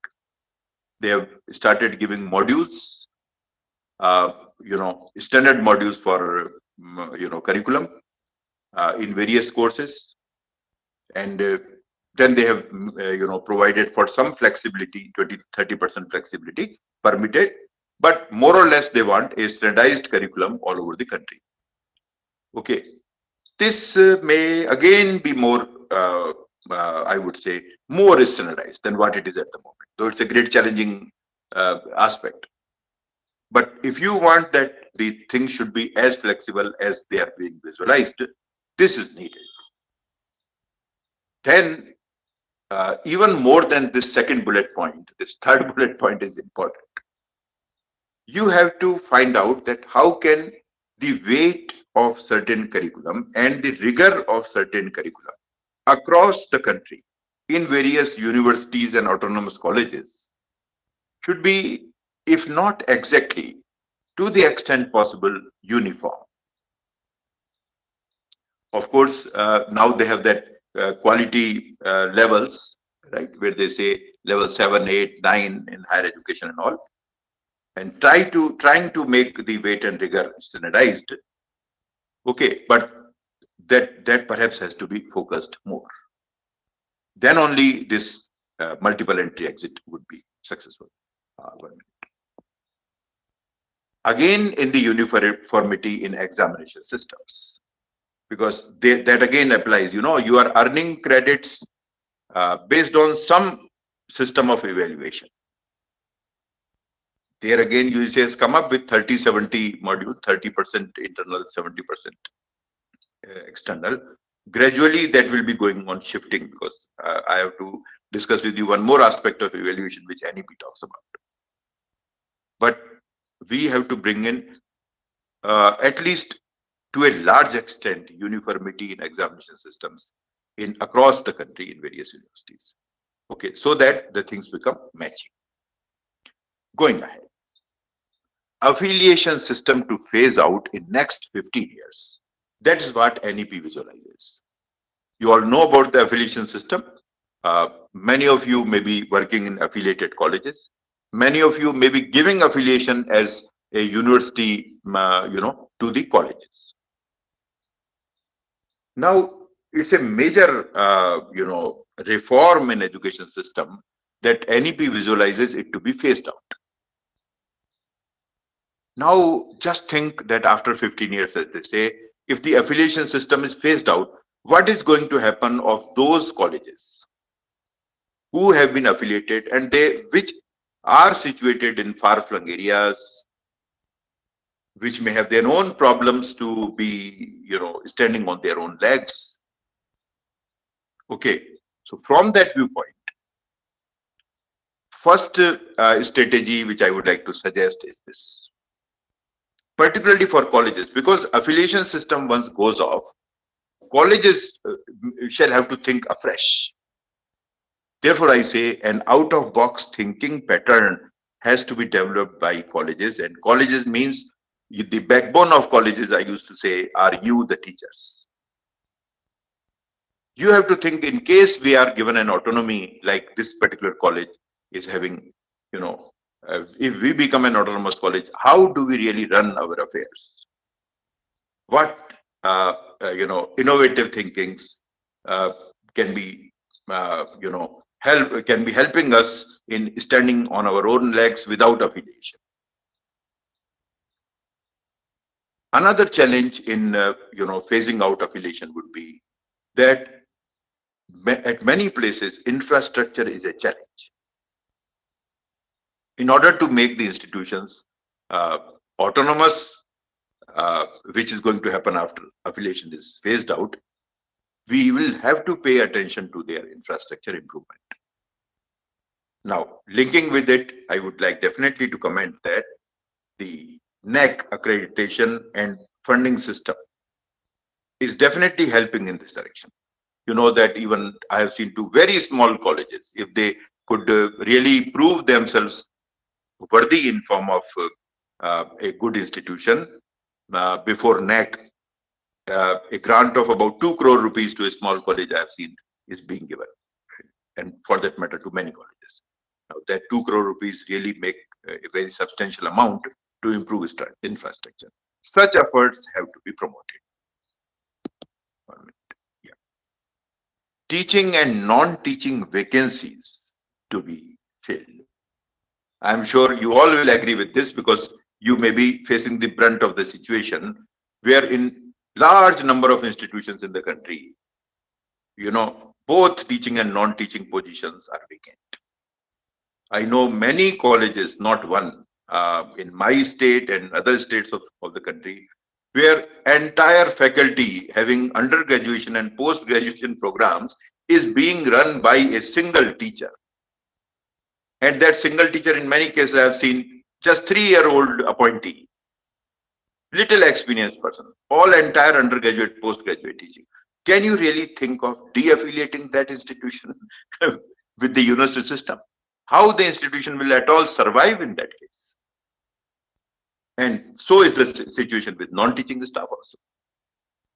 Of course, the things are changing, and the traditional setup of non-teaching assistants in the college, like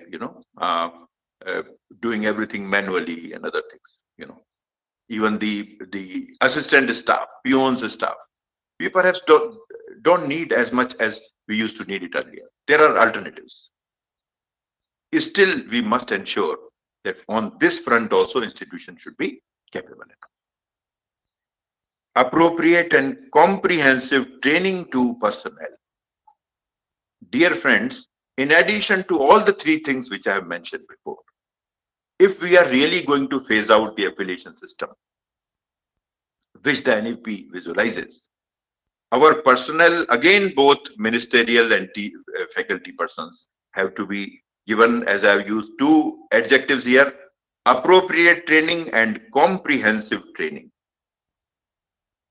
Because, as an affiliated college, over the years, even highly experienced people in an affiliated college do not have exposure to the things that university needs and autonomous institution needs. How are you going to develop curriculum yourself? How are you going to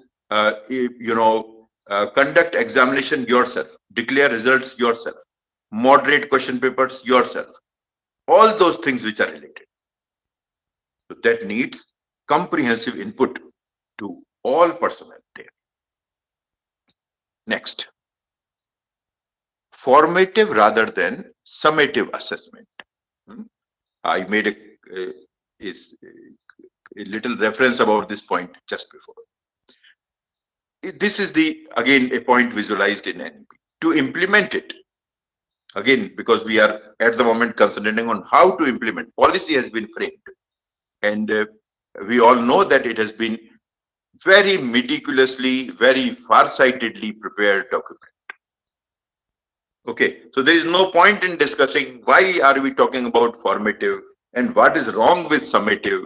That has been discussed, decided, exposed, again comments invited, improved, and finally document is adopted by the government. And we all know that if we really shift to formative assessment, the quality of assessment is bound to improve. What to do? Monthly or fortnightly assessments institutions may start. You know that, again, if you are not a university or an autonomous college, you are bound by the directives of your concerned affiliating university. They may not demand that many formative assessments. But again, since we are talking about implementation, right, we may think of within the limits that are permitted to us, that to begin with, monthly or fortnightly assessments of the students. They are bound to help, as I am very sure you will agree with me, that if you evaluate these students in some formative way, they are definitely going to be benefited. Full support of teaching and non-teaching staff is required. Think from the viewpoint of the examination controller. Many of you may be working in that position, perhaps. How difficult it is to conduct any assessment system if first teachers do not cooperate. I requested you to set one question paper, and I'm reminding you, you say, no, I don't have time, let Sunday come, I'll do it. Again, you have not done it. What a great problem. If I have formative system, it will be totally failure in case teachers do not cooperate. Same is the situation with non-teaching staff, because load on teachers and non-teachers will definitely increase if we shift from summative to formative.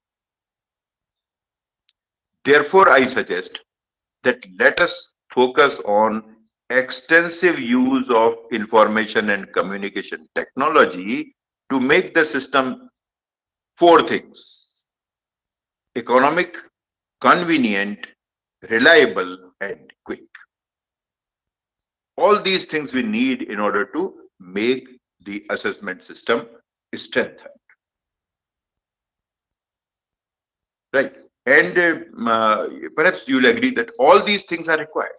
System has to be reliable. It has to be convenient, because you cannot unnecessarily load your teachers and non-teaching staff, all the time doing assessments only. But the ICT facilities now we have made things extremely convenient. Many universities, both in public and private sector, are there in even our country, who have entire evaluation system based on ICT. You are evaluating based, sitting on your laptop, and your students are answering and conducting their examination, taking their examination on ICT mode only. Advantage is that you can quickly evaluate, feedback can be quickly given, no pilferages are possible, and you don't spend money on it. Results are very quick. Many national level institutes like the Institute of Chartered Accountants of India, which is akin to my subject, I know, shifted entire thing of evaluation to ICT now. So that can really make it possible. Further, a strong public education system along with private community participation, is the model of funding which NEP proposes. Both public and private, mind you, they are motivating. But this is what they say, that the publicly funded education system should be strong. At the same time, the privately funded education system should be with community participation. And no profit making should result in case of the privately managed institutions. No profit making by private sector. Fee also has not to be excessive. So if we want to implement this aspect of NEP, we have to ensure that the private sector in higher education in particular should devoid of making profits. Friends, I would definitely not say that private sector in our country is not significantly contributing to the higher education sector. They are doing a great job, great job. We have higher education institutions in the country which are of international repute and no public funding. It is all private funding which has resulted. And we all know that even in case of our own children, many times we try very hard, we wish that our children are admitted to private universities, private educational institutions. They are of that reputation. But one aspect which I'm hinting at is the fee. The economic pressure which is created on the student and the parents when one is admitted to a private sector, privately funded institution.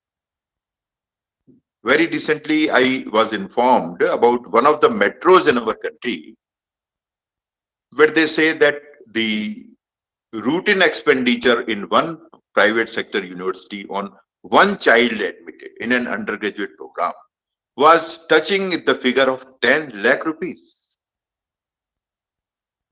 I don't say that all institutions are charging to that level, but what I'm hinting at is this. So this is to ensure that the fee should not be excessive. Some regulation is required. Of course, once it is privately funded, they will have to, fund their resources. They will have to pay to the teachers, staff, infrastructure, everything. Right. And they should not compromise on the quality. That is also true. Still, there is some regulation required regarding the economic pressure which private sector may put in order to again justify the private sector institutions according to NEP. The NEP, if you have gone through that document in detail, you must have seen that they say they very candidly curse profiteering in private sector in higher education, very candid. So on that, the policy is at least very clear. Single agency should exercise firm and effective control on both. Here by both I mean privately funded and publicly funded. You see, while I say so much about the private sector institutions, problems are equally there with the public sector institutions in higher education also. We can't say that, the problems are there only with private sector. No. There are different sets of problems with public sector. They also need exercise of a, as I've used these two words, firm control and effective control. Now they are thinking about Higher Education Commission of India. Perhaps it was told that bill is already ready and it's going to be presented in the next parliamentary session. Maybe soon we will come across a situation where a single agency comes up. Okay, requirement is in order to have this target achieved that the firm and effective control must be ensured on both these sectors. Next. Now, friends, something which is very near to us is coming. The NEP says these things. about faculty members in higher education institutions, which you are, and I also assume, though I have now superannuated, to be party to the whole thing. Because at least these days, out of my sheer lust for teaching, I am also involved like a faculty member here and there. They say motivated, energetic, capable, and accountable faculty members. You see, these four adjectives, you will agree with, will make a faculty member a complete faculty member from all angles. Right? Nothing has been perhaps, left uncovered, I would say. What I have to suggest, let me go to that. Standardized recruitment system at national level for all faculties in higher education, I propose from my side. Maybe somebody agrees to it or not, but I am very emphatically proposing it before you, dear friends. You all know that our UGC scales, which we are paid, the 7th pay commission and all good respectable salaries are there. They match with the pay scales of the government servants in A-grade services. For example, the IAS exam pass outs. In any way, the pay commissions are putting higher education teachers at par with the best services of the government. Right? You know that. Now, if it is so, look at the recruitment system of those government officers. There is UPSC. There is a prelims examination.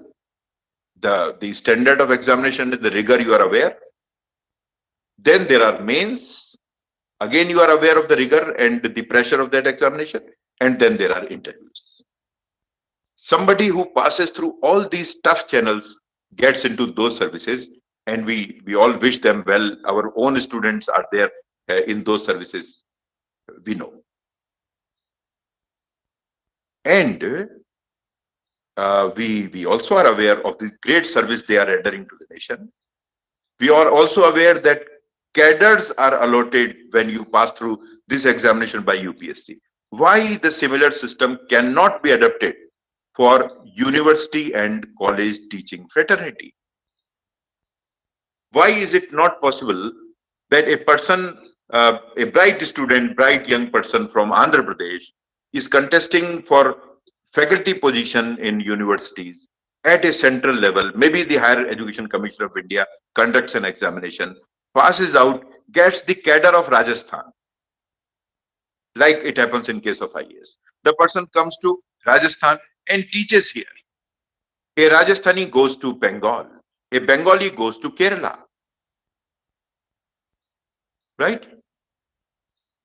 Why do we not think about it? This will lead to more transparency and reliability in recruitment. If you really are interested in getting capable, energetic, accountable teachers, and of course motivated, this is very, very important. We are lacking somewhere in, in satisfying the right standards of recruitment in faculty. This is my personal opinion. Okay. Somebody may not agree with that, and I am quite humble with my opinion here. Now, inbreeding is to be avoided. What I have already hinted actually. Why my friend in Andhra should not teach in Rajasthan, and why Rajasthani should not teach in Bengal and Bengali in Kerala and Kerala in Punjab. Why is it essential that I should be son of the soil and I have studied in Osmania University and have become assistant professor and vice chancellor and whatnot there, etc., which is actually happening in the country at the moment. This inbreeding is not considered to be a good sign of faculty positions around the globe. I know some of the prominent institutions in India who say that once you have passed out as a postgraduate or doctorate from our university or institution, you cannot join us at least for first 3 years as a faculty. It is a banned practice. Look at it. This will really justify the term university or college. In what way universities will be universal then, friends? And I would very emphatically recommend that the environment which the teachers are provided must be conducive and motivating. Teachers should be dealt with enough respect in the institution. They are not like any common employee. They are, of course, employees. They are also salaried persons. They should obey all rules and discipline things, no doubt about it. But they can't be treated, in a manner which is not teacher-like. I have little experience in academy of about 4 decades. I can tell you, I have a lot of pains in this regard when all over the country I see the condition of the teachers in the way they are being treated. And that is across all private and public institutions. If you want the teachers to be motivated and energetic and have a peace of mind and a pleasure, in their psyche when they enter in a classroom, which is very, very important, this is extremely needed. And excessive administrative burden on the teaching fraternity has to be avoided. Some part of our duty has to be administrative, no doubt about it. But no way excessive load.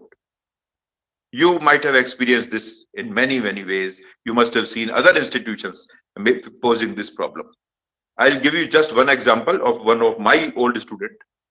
He is now 10, 12 years old teacher in one particular institution. When he met me, I asked him, what are you doing these days? How the studies are going on, research is going on. He said, forget about research, sir. I have no time for all this because my head of the institution says be in the office and control this office because I don't have anybody there. And your classes we will take care of. I mean, he has been made forcibly an administrative officer. This is not required. A teacher has to be a teacher. His major time, at least 75% to 80% time, should be going for teaching. And that way, many things can be said here, of course.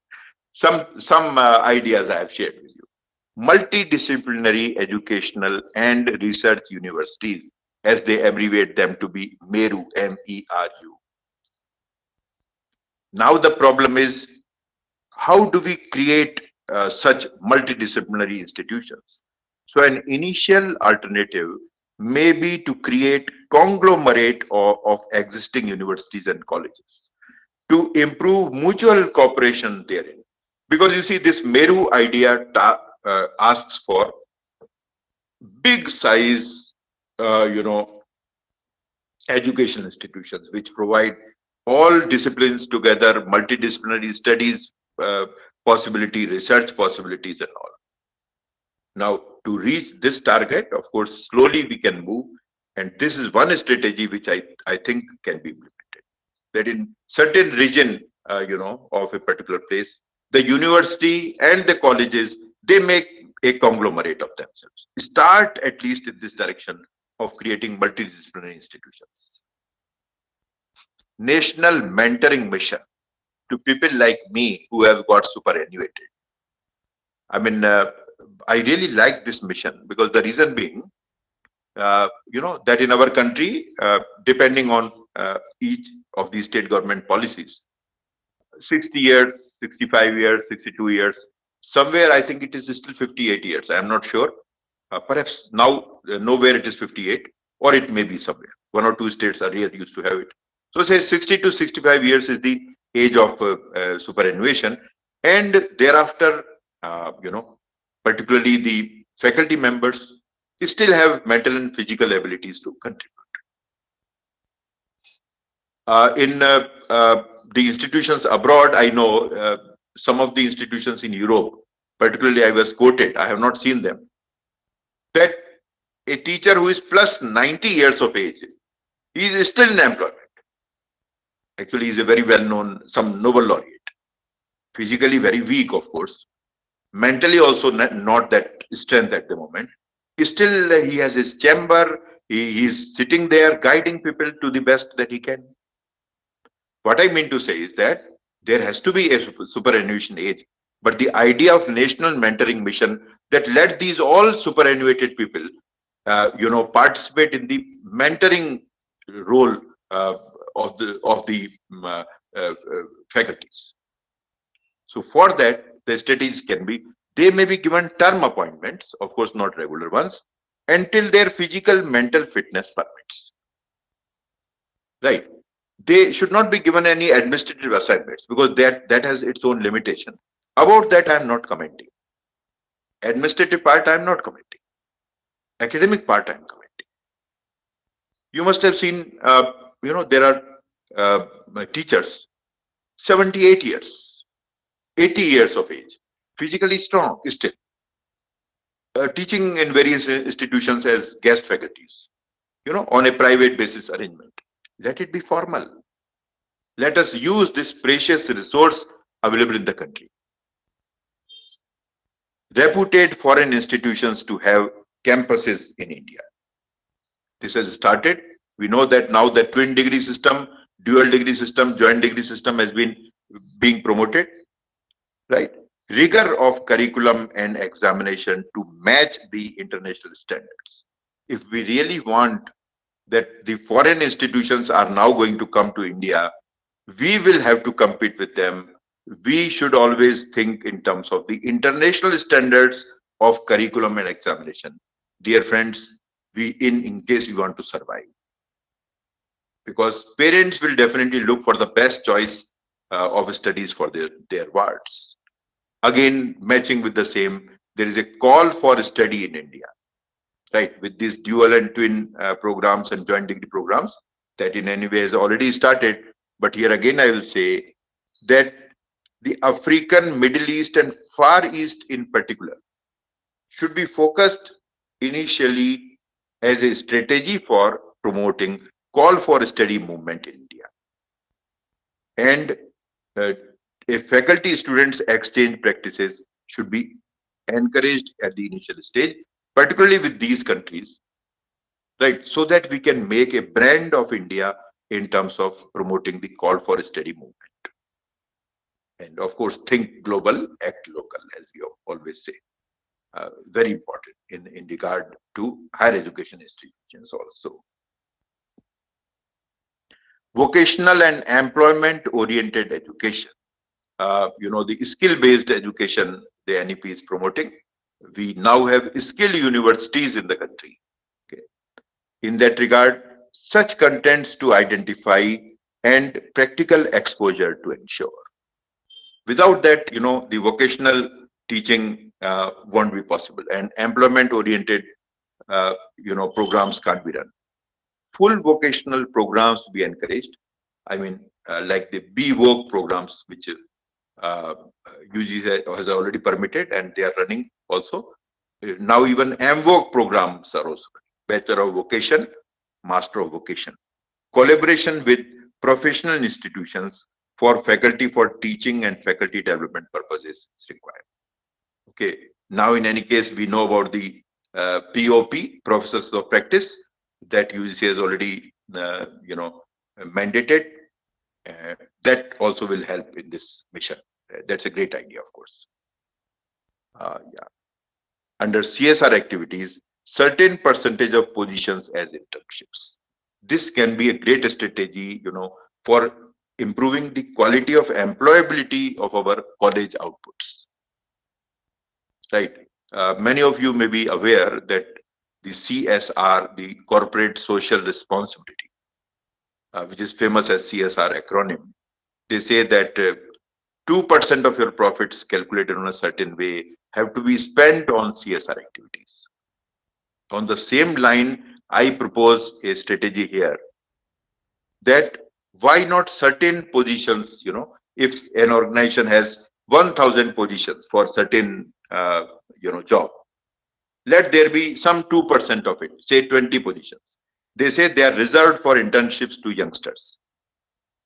Right? Some internship premium may be paid, not full salary, and let the youngsters learn practices this way. That contribution from industry and business is also needed. Upliftment of subject content, examination rigor, etc., or vocational courses. If it is vocational, that doesn't mean that the content and examination rigor should be lighter. Separate research and teaching universities is a great idea coming up now in this NEP, right? Those who are interested more in teaching should get that opportunity, and vice versa, those who are interested in research. So the strategy here would be that we'll have to devise separate set of rules for recruitment and promotion to both the types of teachers. Teaching and learning in indigenous languages. Another landmark, I will say, a landmark thought, right? If French can teach in French and Japanese in Japanese, Russian in Russian, Chinese in Chinese, why not when somebody from foreign country comes to Andhra Pradesh, you say that, my dear friend, you are most welcome to India. First learn Telugu. Then I will start telling you what is science and what is commerce. We quickly jump to English. Our own village people, village students coming up, very bright, committed, with high integrity, you know. But because their English language is poor, they are nowhere. Likewise, in Hindi belt, same problem we are facing. Good quality journals are a major problem, you know, in indigenous languages at the moment. In any indigenous language of the country, you pick up Hindi also and other languages also. We don't have good opportunities to publish. A major challenge it is to be, faced. Yeah, that is completing my presentation, and I think I have crossed my time limit. I decided 10:40. It is about 10:44. So, friends, thank you very much for listening patiently to me. This is my mail ID. If you need, you may use it. And Madam, I request you to please ask participants to raise their questions till the time, Yes. except time permits. Yes. I now request participants to unmute their microphones and raise their queries. And those who want to share your learning experience, you're welcome.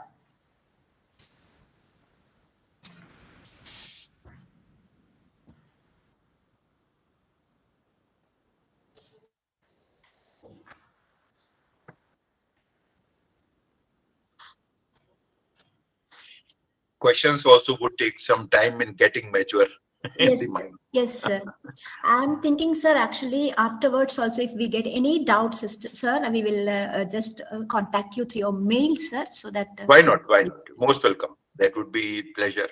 Yes, sir. Yes, But sir. even now we have some minutes, and maybe utilize some time. Yes, sir. Yeah. Some are watching through YouTube, sir, because we can accommodate only 100 participants in Gmeet. So Okay. they are, yeah. That's why to follow them up also, I'm finding it difficult. So that's why I'm requesting you that I may put you some queries later after receiving, going to the chat in YouTube, sir. Why not? Why not? Thank you.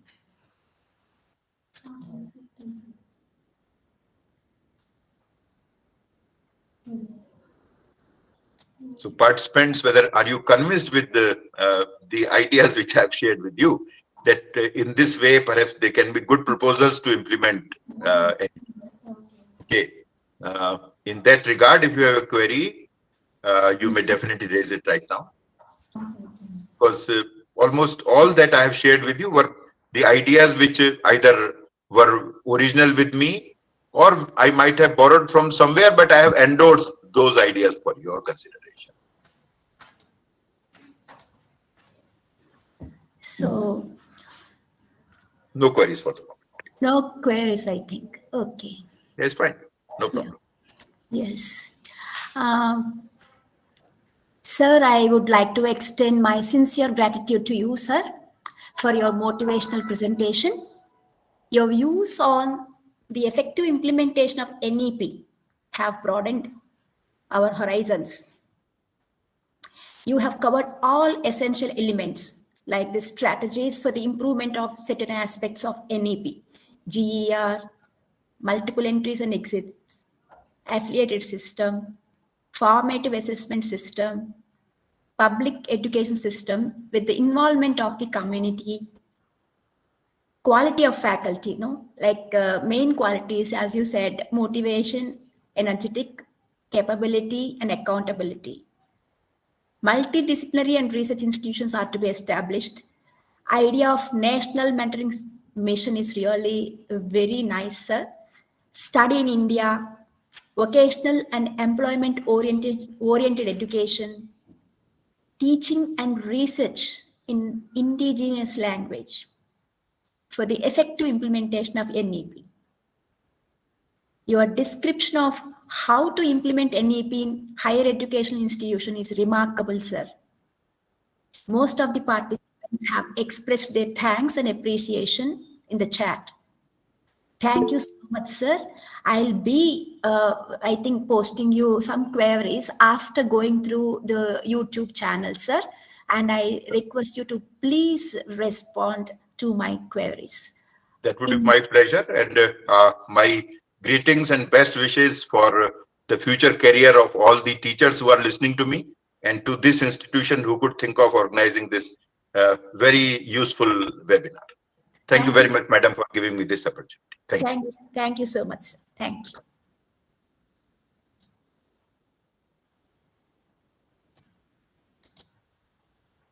Presentation.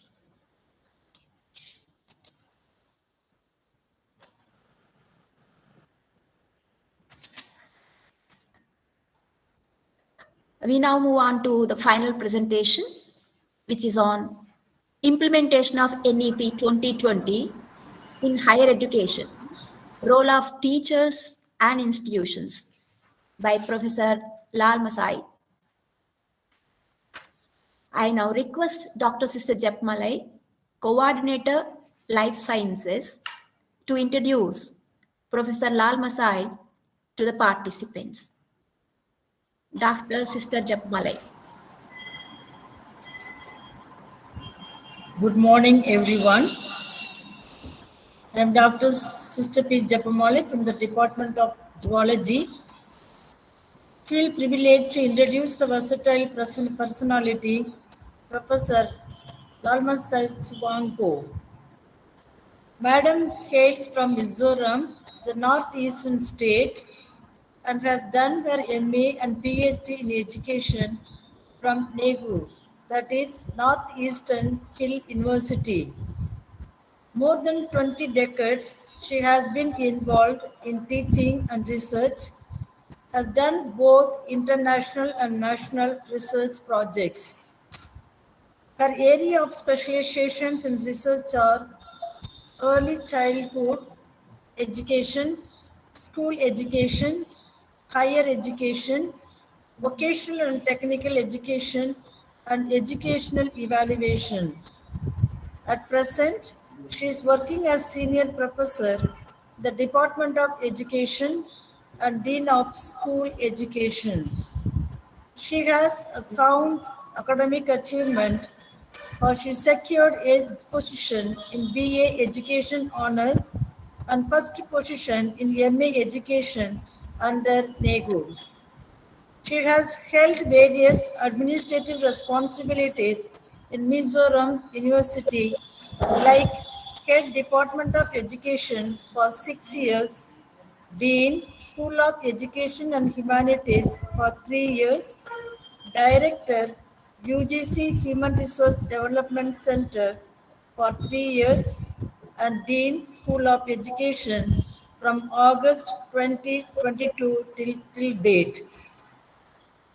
She has worked under various capacities as lecturer, reader, assistant professor, professor, and senior professor in different colleges, departments, and university. She is and has been a member in professional bodies and committees. To say a few, she had been a member in professional bodies like Executive Committee of Northeast India Education Society since 2016. A member in the President Mizoram Educational Foundation from 2012 to 2018. National Advisory Board, Council for Educational Administration and Management since January 2021, and Chief Editor, Mizoram Educational Journal, a national referred biannual journal with ISS number 2325-731X since 2016, and various bodies. She has been also member of various statutory bodies of Mizoram University like Board of Studies in Education, School Board of Education, Academic Council, and University Court and Executive Council of Mizoram University. She has to her credit 18 books and book chapters, around 50 research papers in journals, presented 58 papers in seminars, conferences, workshops, and delivered nearly 160 invited lectures. Also convened many workshops and meetings. Under her able guidance, 12 of the research scholars been awarded PhD, 3 MPhil degree, and 6 scholars are pursuing their PhD.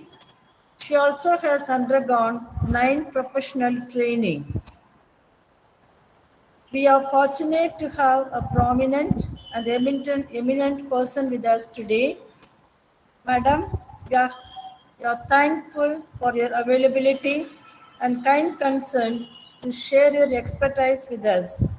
We are also happy to learn about you. Now I request you to take over the session.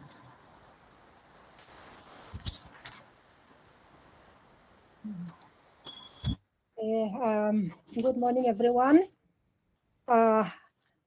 Respected Principal, Stella College, IQAC Coordinator and Chairman of this program, resource persons, Professor K. Rama, Mohanlal, Professor G. Soral, faculty members of Stella College, dear participants. It is a great privilege for me to be a part of this program. So first of all, I convey my thanks and best wishes to all of you. And Dr. S.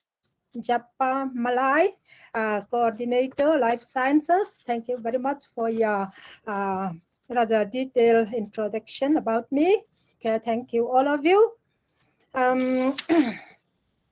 Okay, as we have seen in the flyer and brochure, my topic for today's presentation will be on implementation of NEP 2020 in higher education, role of teachers and institutions. So let me show my presentation.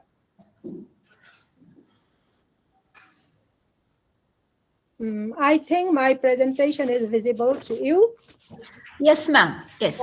Okay, thank you. So, you know, the topic may be so broad, and I have prepared myself to be able to complete my presentation within the time frame. So I have selected some roles of teachers and institutions which I consider to be important for today.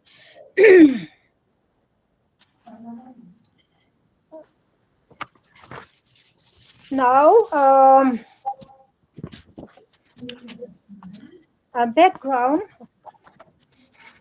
You know, the main thrust of NEP 2020 in higher education is to end the fragmentation of higher education, okay, by transforming higher education institutions into large multidisciplinary universities, colleges, and higher education institution clusters, knowledge hubs, each of which will aim to have 3,000 or more students. So types of higher education institutions envisaged are multidisciplinary research intensive universities, multidisciplinary teaching intensive universities, degree awarding multidisciplinary autonomous colleges smaller than a university.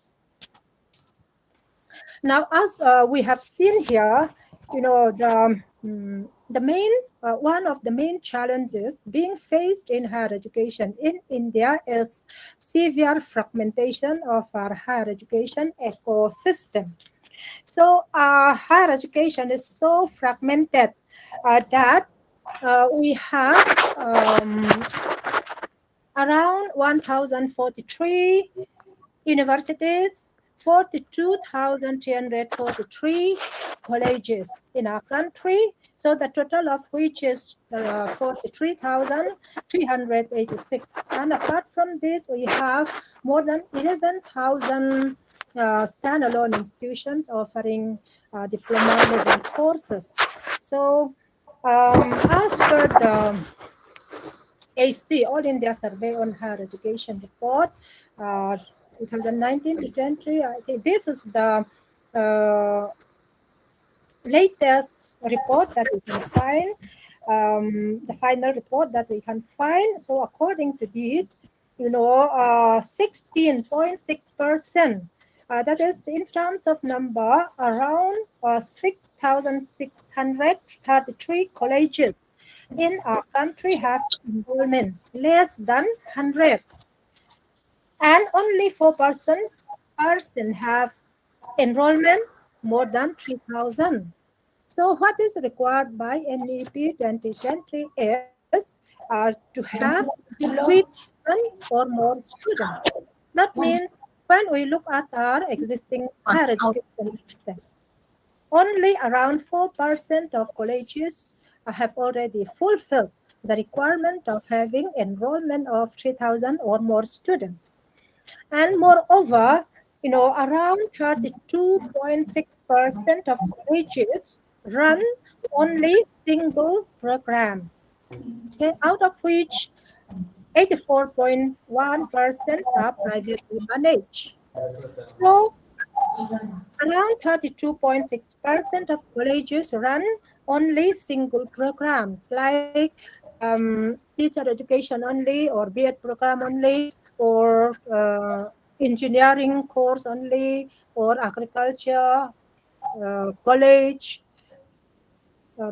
like that. Okay, so we have so many colleges, even universities, okay, which are single discipline. So that is the condition of our country. So NEP 2020 wants to end this fragmentation of higher education by transforming them into large multidisciplinary universities and colleges.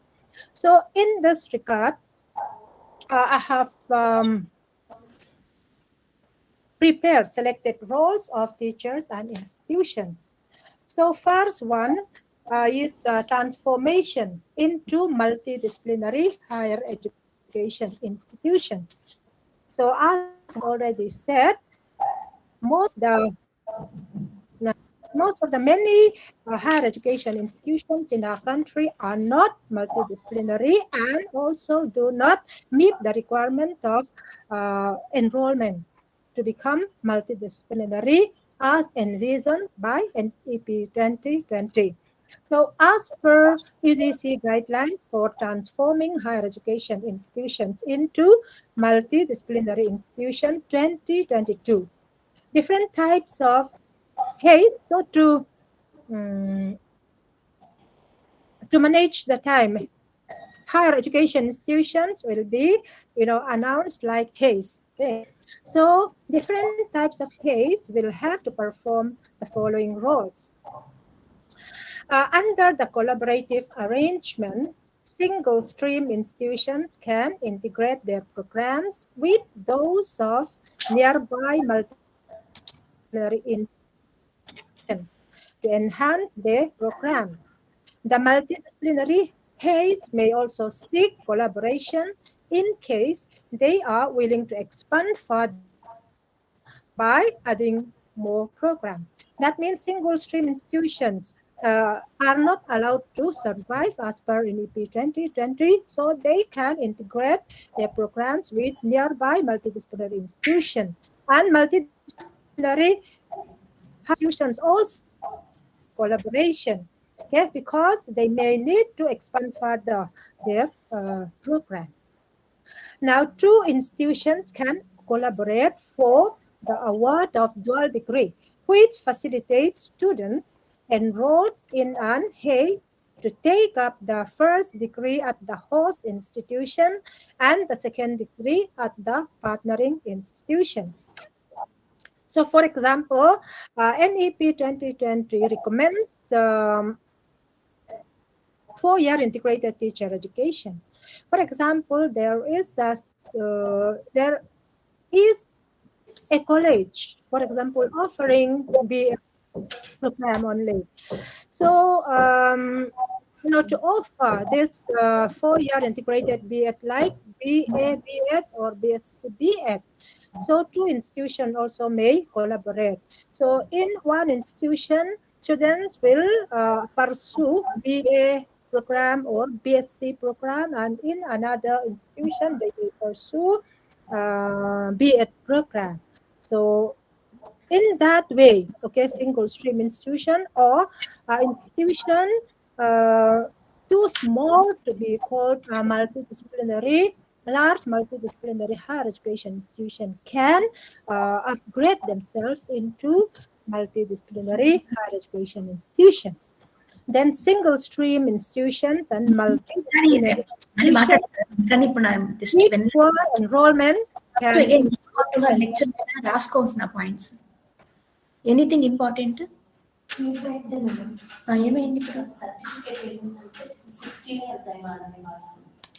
Oh, okay. Single stream institutions and multidisciplinary institutions with poor enrollment can improve enrollment by becoming members of cluster and by offering multidisciplinary programs. So I have said that in our existing system, as per the latest AC report, 16.6% of colleges in our country, more than 6,000 colleges in our country have less than 100 students. Okay, so there are many colleges which have very low enrollment. So they may collaborate with other institutions to become eligible for being called large multidisciplinary institutions. So they can improve enrollment by becoming members of cluster. Colleges nearby can be formed as cluster. They can be formed as cluster, and when they are taken together, then they will be considered as large multidisciplinary higher education institutions. And institutions functioning under same management may merge to put the academic and physical resources to optimal use and to offer multidisciplinary education. Okay, institutions functioning under same management may merge with others. A private institution may merge with a single stream institution or multi-institution of another registered society or trust with approval of the affiliating university.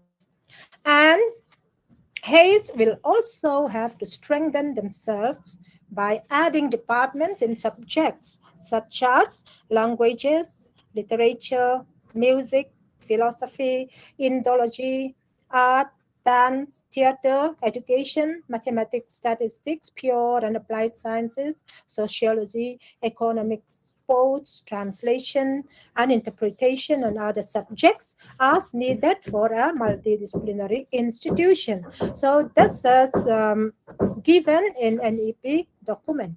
So it is the duty of the higher education institutions like colleges and universities to do this kind of collaboration, and others to become or to transform themselves into large multidisciplinary universities and colleges.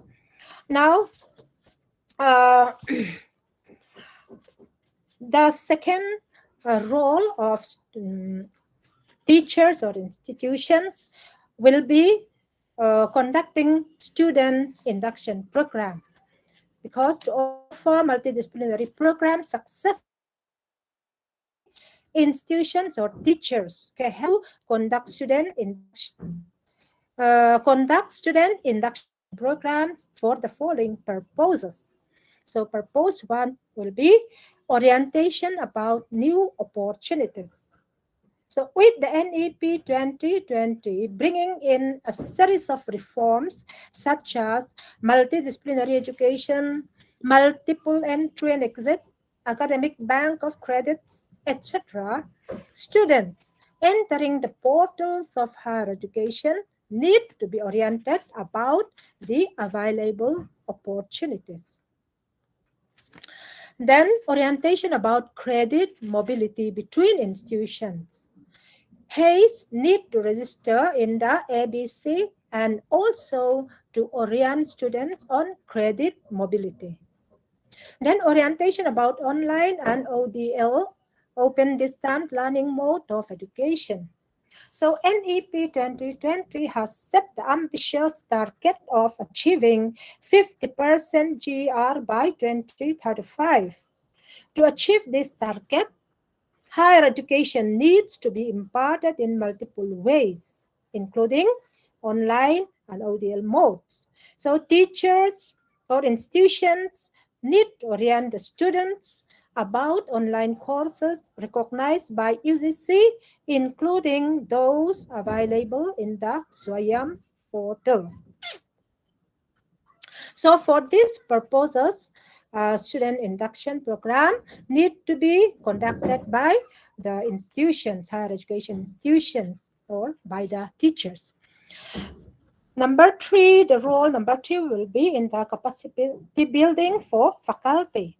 As multidisciplinary degree programs are punctuated with internship, community service and engagement, and skill courses, HAYS need to orient their teachers on this. I think you have come across the new curricular framework as per NEP 2020.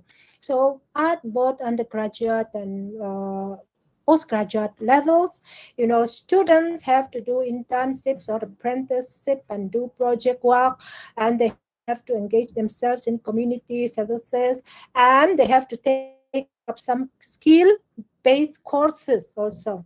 So even the experienced teachers may need to be oriented. So it is the duty of the institutions, colleges, universities to orient their teachers on this, and they also need to give them opportunities to attend orientation course, refresher course, annual refresher program in teaching, etc. And teachers also need to undergo these programs with zeal and enthusiasm for further professional development. So role number 4 will be the inculcation of values in students.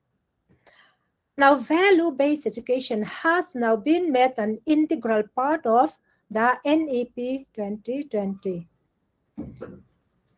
UGC this year on 25th March notified the public notice inviting comments, suggestions, feedbacks from stakeholders on the draft guidelines, Mulya Prava inculcation of human values and professional ethics in higher education institutions. And as per these guidelines, teachers will have to do a number of things. And here I have taken some roles that they are to perform, because to take all of them will require time. That is why I have taken some selected roles that they have to play. So teachers will have to act as a role model for students by displaying good conduct, set a standard of dress, speech, and behavior worthy of example to the students. Then observe punctuality in teaching and other duties. Exhibit decent behavior with all. Refrain from harassment of students in any form. Actively participate in institutional development. Refrain from any type of discrimination. Inculcate human values, scientific outlook, and concern for the environment among students and others. Okay, these are the selected roles that they have to play with regard to inculcation of values in students. Now, creation of optimal learning environment. So teachers, institutions have to play important role in the creation of optimal learning environments. Because in order to promote creativity, institutions and faculty will have the autonomy to innovate. So this is envisioned by NEP 2020. So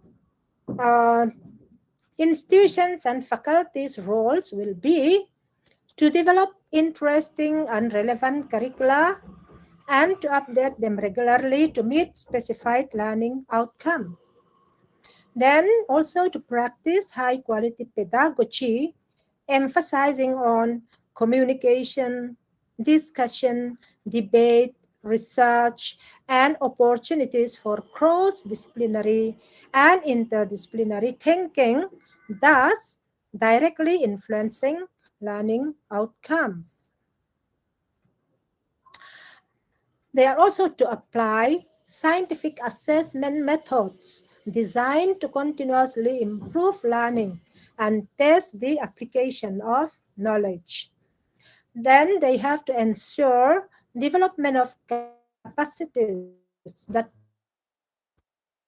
promote student wellness, such as fitness, good health, psychosocial well-being, and sound ethical grounding that are critical for high quality learning. So these are the role that they have to play in the creation of optimal learning environments. Then institutions and teachers also will have to play important role in giving support for students, and the kind of support that they have to make available or they have to give are counseling services, career guidance to help them decide their occupational choices, then placement assistance to set up interactions with potential employers, and efficient mechanism for grievance handling and or redressal. Now next role will be in research, teaching, collaborations, and faculty exchanges. As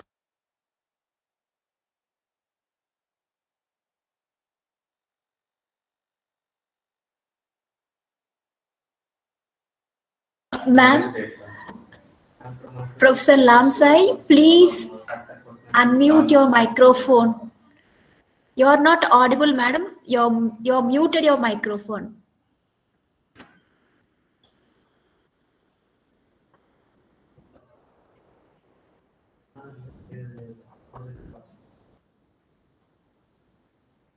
Madam, it is still in mute mode. Your microphone is still in mute mode, ma'am.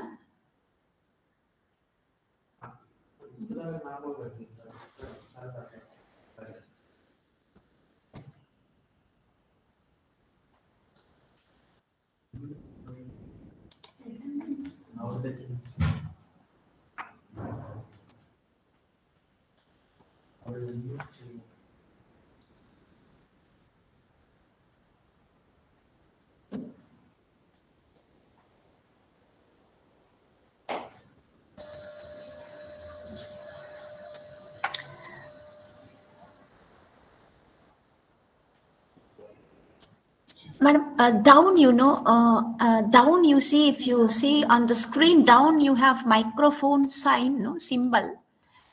That you click on that, madam, because it is now currently on mute mode. You will have to make it unmute.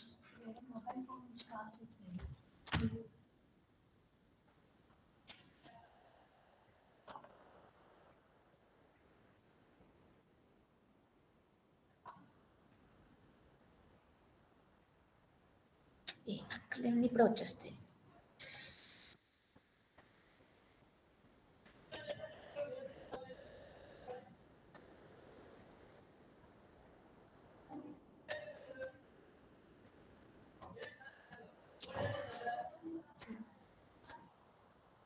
Ma'am, we still.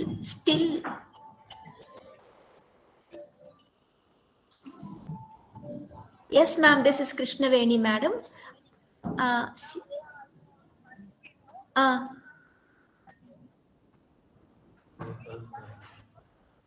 Is not there.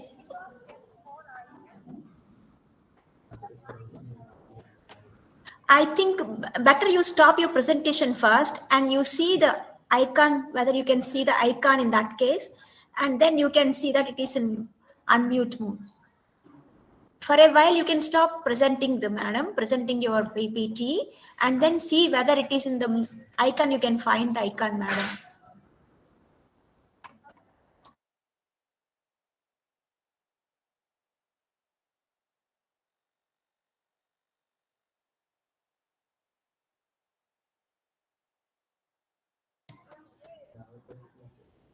I think, yeah, it should be at the bottom of the screen only, madam. Please stop for a while your presentation. I'm coming back. Now we can hear you, madam. We can hear you now. You can continue.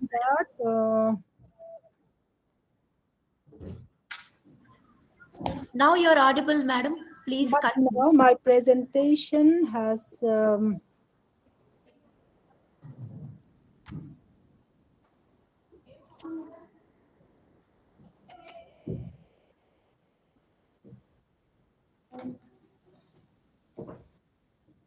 so first I'll stop presenting and come back because now it doesn't. Wait, let me.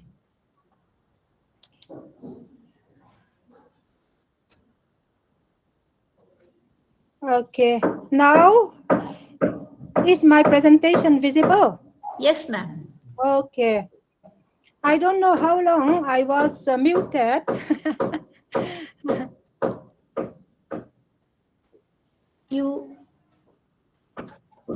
But you could see my presentation now? Yes, ma'am. Now we can. So I can proceed.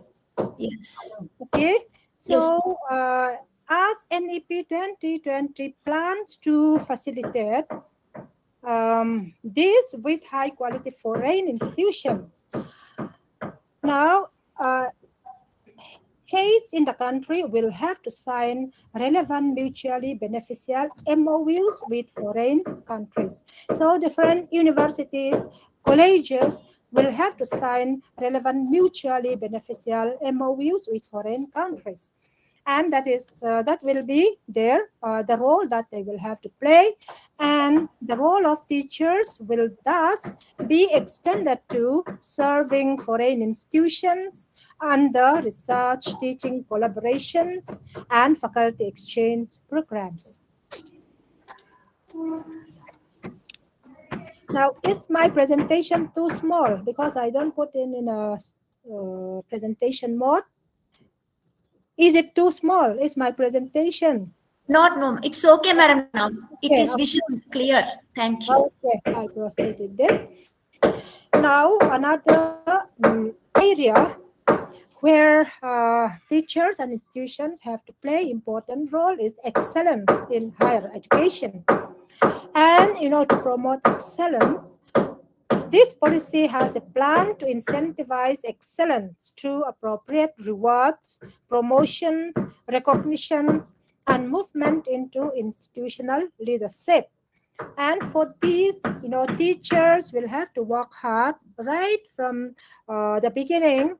So if they work hard, then they will get these incentives, and that will further lead to excellence in higher education. Then conducting researches through funding from NRF.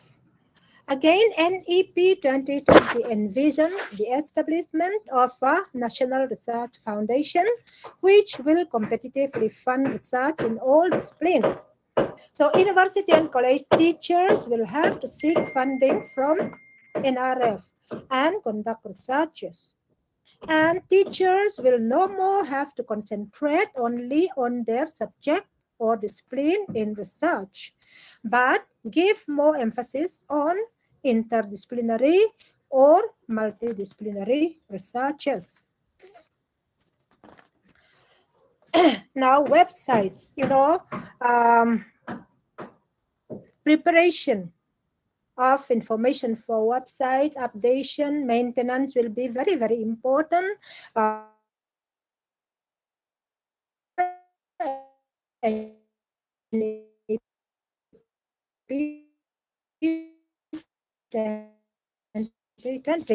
Because regulate the Higher Education Commission of India, Higher Education Commission of India, under which 4 vertical bodies will be there. And the first vertical of HESI will be the National Higher Education Regulatory Council. So this is how HESI will be there. So it will be an overarching body under which these 4 verticals will function: National Higher Education Regulatory Council, National Accreditation Council, Higher Education Grants Council, General Education Council. Here, what I would like to expand a little bit is that in our existing higher education system, UGC is almost everything. So UGC is a regulatory body. It is a regulatory council, and it is also fund granting authority, and it is also a body which prescribes norms and standards for higher education. That means presently UGC performs the function of this NHERC, HEZC, and GEC. And apart from UGC, we have many regulatory councils, bodies, like for example, for technical education, we have AICTE. For teacher education, we have NCTE. For distance education, we have Distance Education Council. So Pharmacy Council of India, Nursing Council of India, so on and so forth. So 4 different streams or disciplines of education, we have different regulatory bodies or councils which also prescribe some norms and standards for that particular discipline. But now NEP 2020 would like to transform this system, and now according to the NEP 2020, there will be only one council, NHERC, which will do regulation. Then NSC will be responsible for accreditation. Then there will be a separate council for giving grants. That will be HEZC, Higher Education Grants Council. Then there will be a separate council which will prescribe norms and standards for higher education. So that will be done by General Education Council. Now, why websites is important? Let me further explain. Now, National Higher Education Regulatory Council. Okay, so this body will be responsible for regulation of all higher education institutions in the country, and how it will regulate colleges, universities. This council will regulate HAZE in facilitative manner, meaning that information on financial probity, good governance, and the full online and offline public self-disclosure of all finances, audits, procedures, infrastructure, faculties, course, and educational outcomes. So everything will be made available and kept updated and accurate by all HAZE on a public website maintained by NHERC and on the institution's website. So the same information will be displayed in the website, public website maintained by this council, and institutions concerned also will have its own website, where all these will have to be disclosed. So this is how this council will regulate higher education institutions. All the colleges and universities in the country will be regulated. Since everything will be displayed in these websites, there will be many inspectors of the colleges. So if a college or university gives, false information in the website, alumni, teachers, students, so public will be able to see and may submit complaint to the authority. So in that way, colleges and universities in the country will be regulated through this. So website will be very, very important. So the duty of the teachers and the concerned institutions to compile information for the websites, maintain and update them regularly.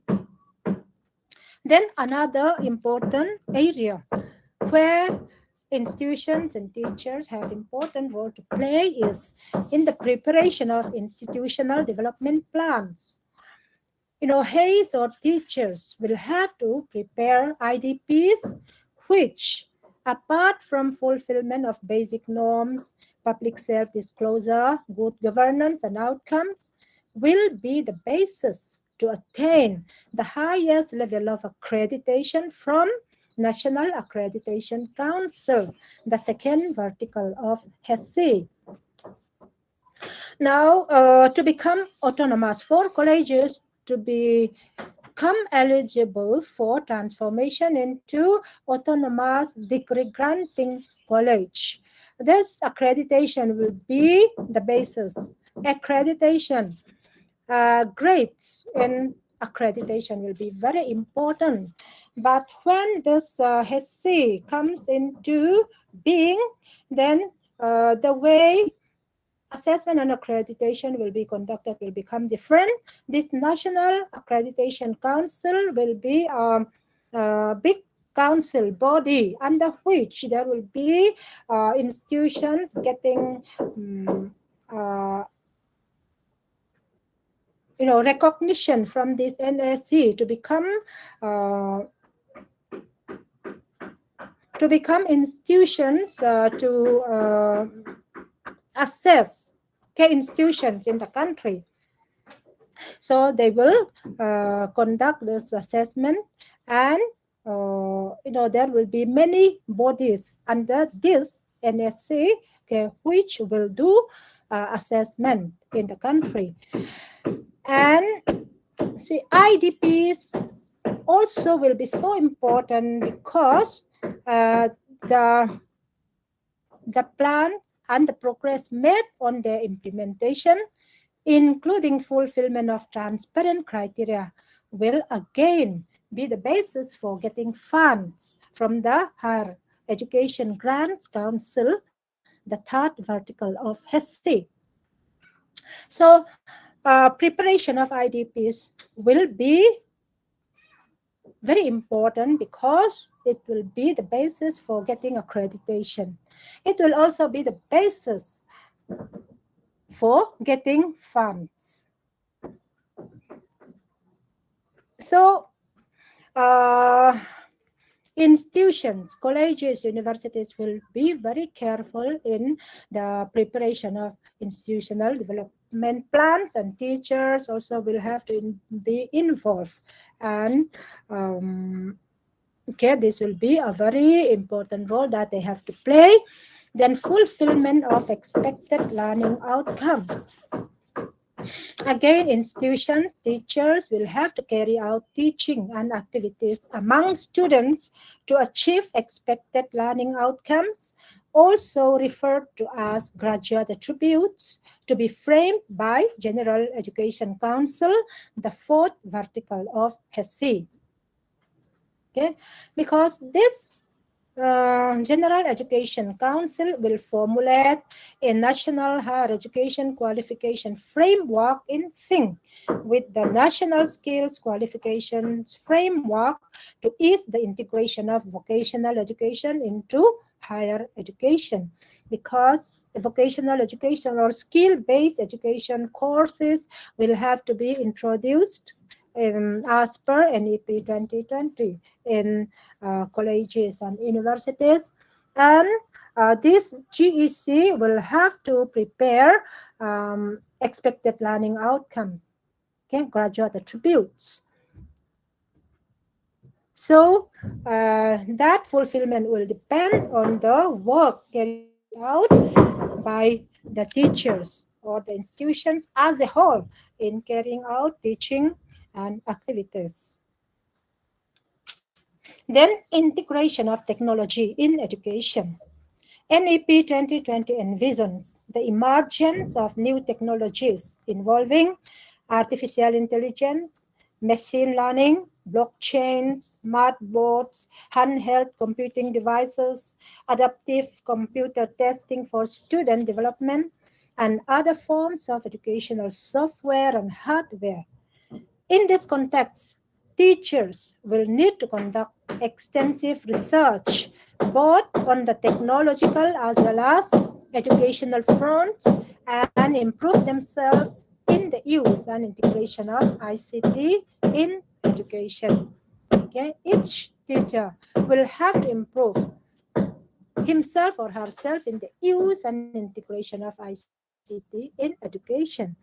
And HAYS also shall need appropriate educational infrastructure in terms of e-resources, audiovisual facilities, virtual classrooms and studios, and especially high bandwidth internet connectivity to deliver courses through various modes, such as open and distant learning, online education, and face-to-face. Now, my conclusion is successful implementation of NEP 2020 lies mostly in the hands of HAYS and teachers therein. So this policy reiterates the restoration of high respect and status for teachers in the society with empowerment as they shape the future generation of the country.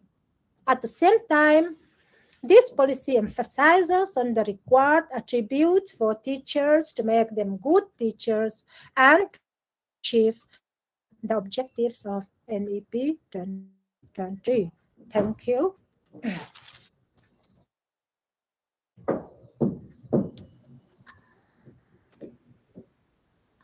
I request participants, please raise your queries if at all you have any queries, or you can also share your experience of attending this webinar, exclusively this last session, please.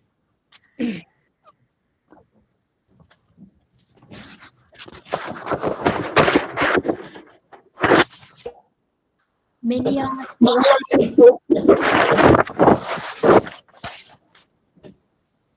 are posting their views on this lecture and also on the webinar in the chat that I see. Now, those who want to express your feelings, you can unmute your microphone and feel free to express. Yes, Dr. Rajeshwari, you raised your hand. Please unmute yourself.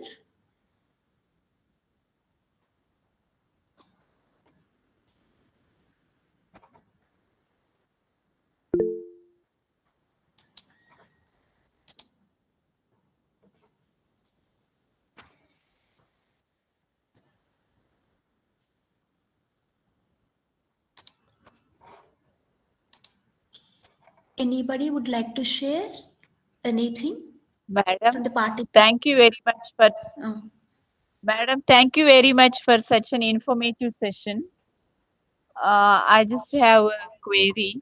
Ours is a degree awarding institution, an autonomous institution. So, do we also need to have the strength of 3,000, madam?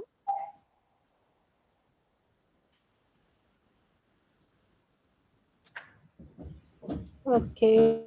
Is your question relating to enrollment? That I don't get it.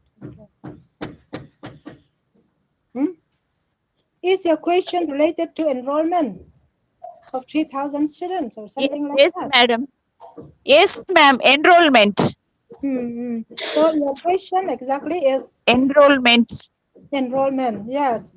Actually, when this NEP 2020 is implemented, okay, so that enrollment of 3,000 or more students will be required.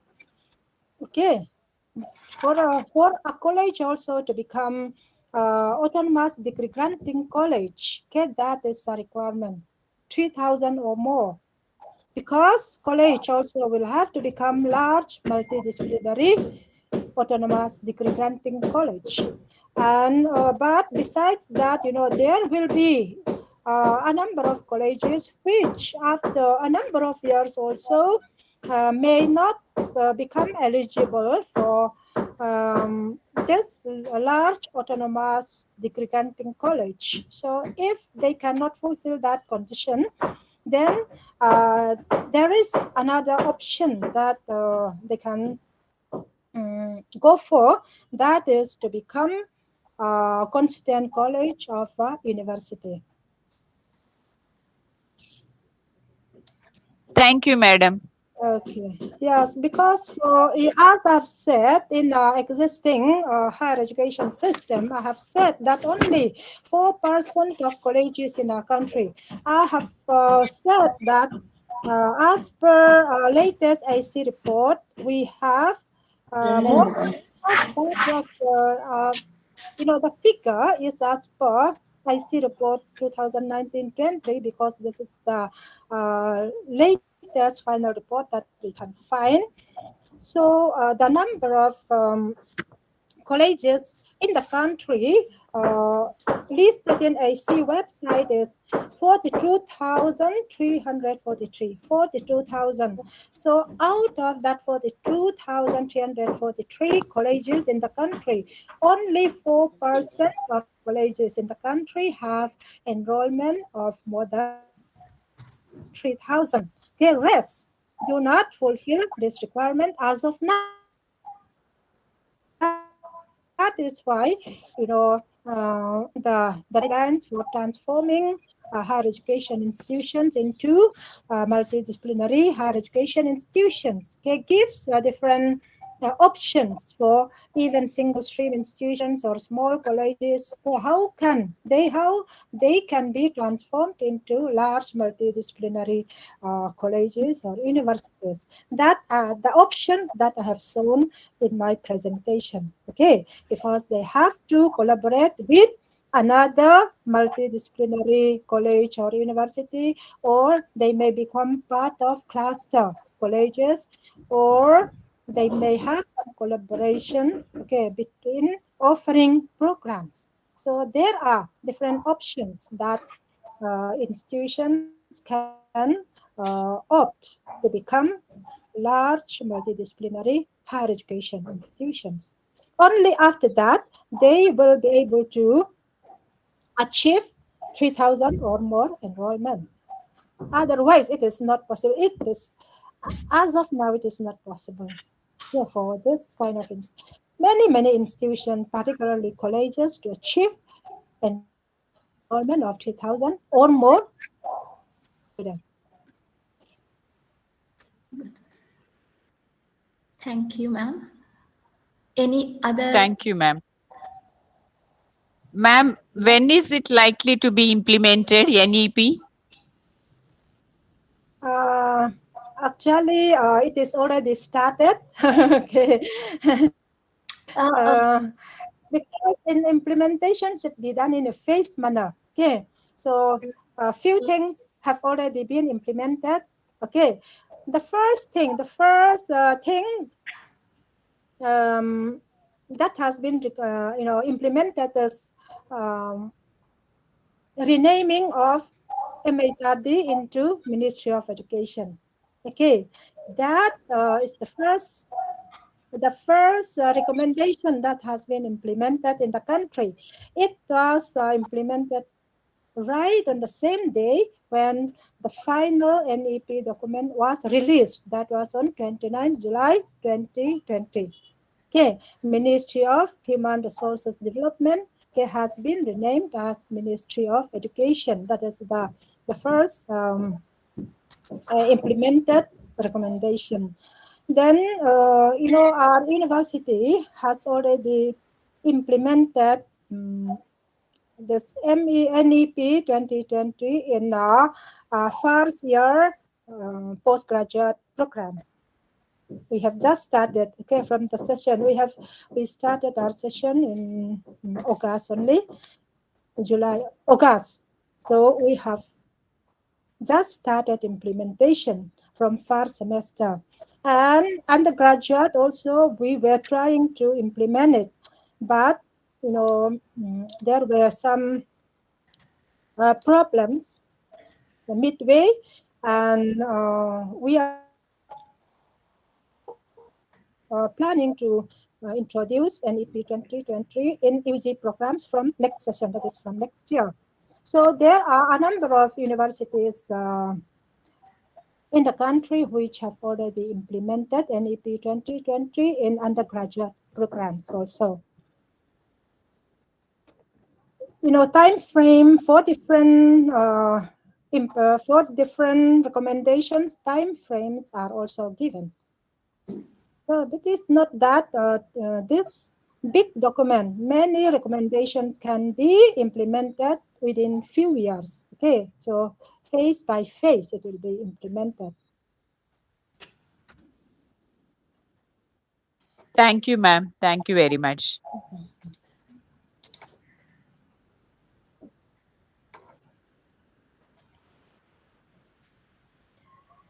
Okay.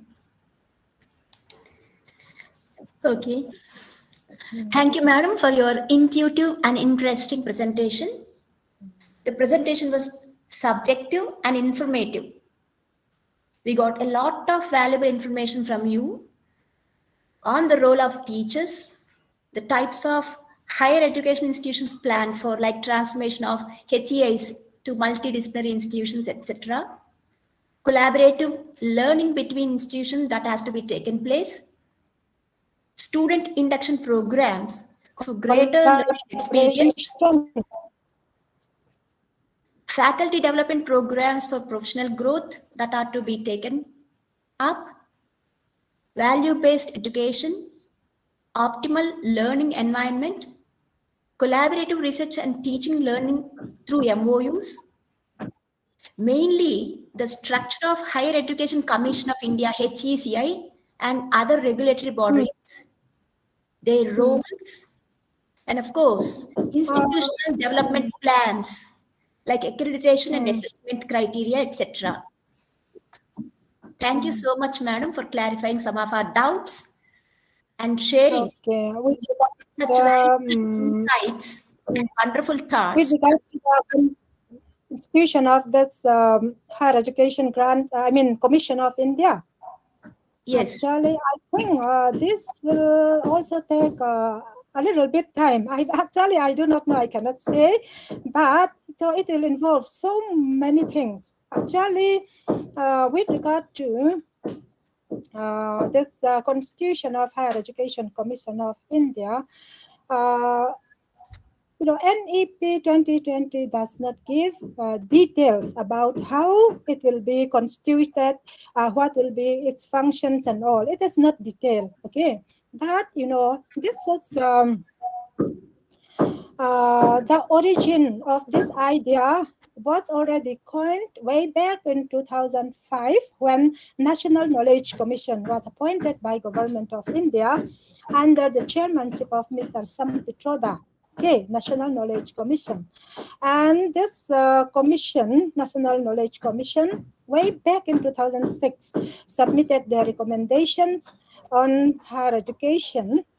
And at that time it was the time when 11th 5-year plan was in the process of making, and the recommendations were the basis on which 11th 5-year plans were made for higher education. So that the National Knowledge Commission recommend that independent regulatory authority for higher education. And, it was during the time when Dr. Manmohan Singh was Prime Minister. Then in 2009, these recommendations were, as I've said, made the basis for preparation of 11th 5-year plan for higher education. So in 2009, Government of India again appointed a committee on rejuvenation and renovation of higher education in India under the chairmanship of Professor Yaspal. So that committee worked out on how that independent regulatory authority for higher education would function. And they gave the name National Higher Education Commission of India. And they worked out the functions. They said that this commission, there must be independent authority for all higher education. As I have said now, many higher education programs are under the authority of UGC and some are under the authority of AICTE, NCTE, Medical Council, Medical Commission of India, Bar Council of India, so on and so forth. Okay, so they say that this is too many regulations, too many regulatory bodies regulating higher education, and no proper coordination between them is one of the challenges faced by higher education in India. So this commission said that independent regulatory authority. Independent means like Election Commission of India, which is so independent from the hands of the government. Okay, so this National Higher Education Commission of India should be appointed something like Election Commission of India, which will be so independent, which cannot be influenced by government. Government means the ruling authorities. And how it would function, everything was made. And when the present means when this NDA government was formed. In 2004, I think the NDA government came into being, and in 2005, when Mrs. Smriti Irani was HRD minister, there was a proposal to prepare to have this kind of independent regulatory authority again. So they gave a little bit different name under that. Then, so it was not made into reality. And after that, Mr. Sri Prakash Javadekar became HRD minister. And during his ministership also, there was another proposal. Okay, again, means they all wanted to have this independent regulatory authority, big single regulatory authority for higher education. Although the idea originated during PA ministry. So when NDA ministry came into being, also they they liked the idea. But whenever the proposal was made, every time they gave little bit different names, okay, for this. Now, in this NEP 2020, the name HESI, Higher Education Commission of India, is now given. So although NEP 2020 does not give details about how this will be constituted and how it will function, but I think what Professor Yaspal's committee already prepared would be looked into, and I think many of the ideas contained in that report will be taken into for making this function. But I think this will involve big things, because it will involve many things, and only after HESI comes into being, we can have these four verticals that will function under HESI, Higher Education Commission of India. So because of this, actually, the time is not yet ripe for implementation of many things, because many things come under the HESI and National Higher Education Regulatory Council, Higher Education Grant Council, General Education Council, and all. Okay, so for norms and regulations for higher education, standards, prescription of norms and standards, actually, as per NEP 2020, it is firstly the duty of General Education Council to prepare National Higher Education Qualification Framework. So these things are not yet fully met in are not fully materialized, but UGC has prepared many draft regulations. Many draft regulations have been prepared for implementation of NEP 2020, but every time draft regulations are met, UGC made a public notice inviting comments, feedback, suggestions from stakeholders and public. And after getting those feedback, suggestions, etc., well, they take time to finalize things. So many things are kept pending now.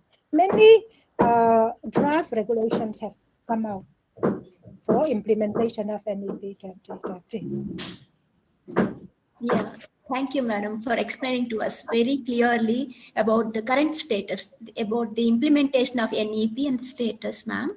I just would like to tell you again whatever I said, like with regard to your presentation, madam. It was really a very intuitive and interesting presentation, madam. Very much subjective and informative. Thank you. Thank you. Teachers and of course the institutions, especially higher education institutions, for the effective implementation of this NEP 2020. You covered a lot of points like collaborative learning between institutions, and for the greater learning experience of the students, like student interaction programs, and for the growth of professional growth, faculty, like faculty development programs that are to be organized for the effective implementation, and the value-based education that is required, and optimal learning environment. Moreover, collaborative research and teaching learning through MOUs. Really, that is fantastic, madam. And mainly what I would like to share with you is that we are not aware of the main structure of Higher Education Commission of India with other regulatory bodies, like you mentioned, NHE, RC, NAC, HEGC, GAC. Very nice, madam, to know all such. And for me, it is really new, and really grateful for patiently explaining to us about all these aspects of NEP 2020. Really, we are grateful, madam, for clarifying some of our doubts and sharing really such valuable insights and your wonderful thoughts with us. I hope to get a chance to hear such speeches from you in future also, ma'am. Thank you so much. Thank you so much. Thank you, all of you. Thank you, madam. My sincere thanks to all the participants for their active participation. Now it is time for Ms. V. Sudhadevi, Head, PG Department of Mathematics, to propose a vote of thanks. One announcement here to the participants. The feedback link is shared in the chat box.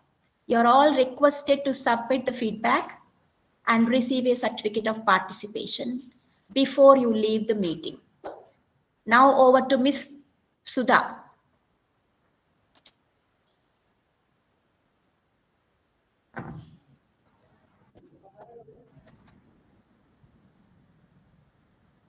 Thank you, ma'am. Am I audible? Yes, ma'am.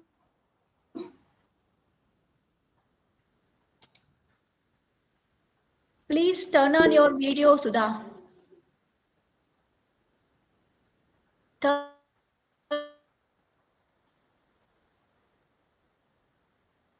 on your camera.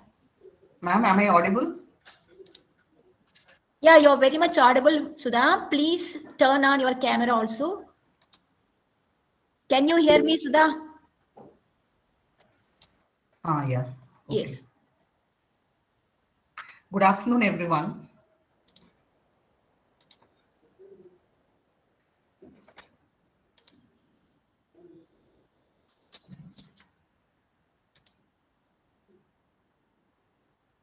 Ma'am, I've turned it on, ma'am. Okay. Please continue. Thank you.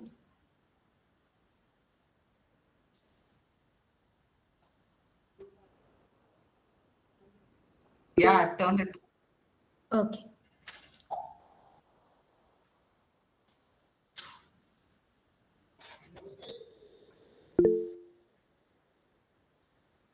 Yeah, I've turned it on. Yeah, please continue, Nana. Please propose vote of thanks.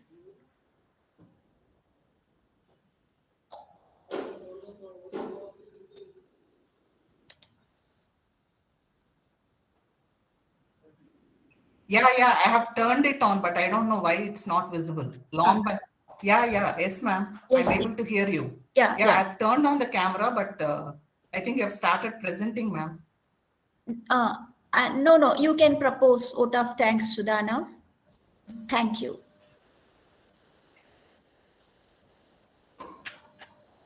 Sudha, please continue.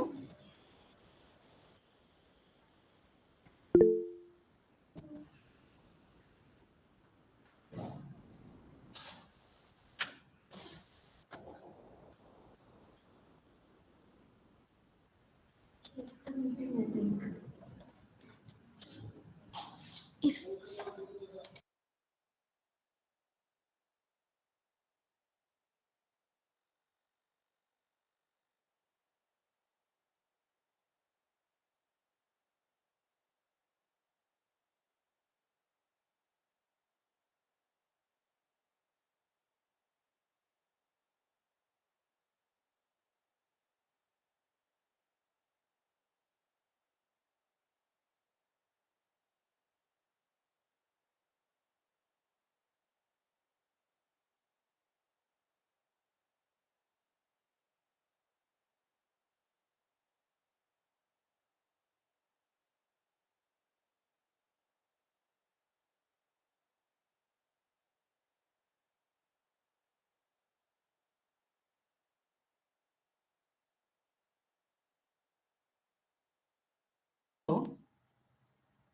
Ma'am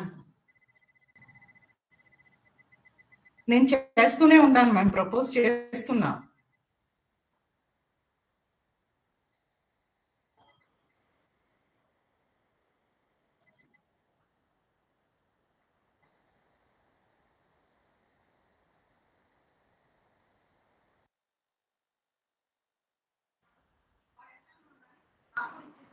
click చేయండి madam.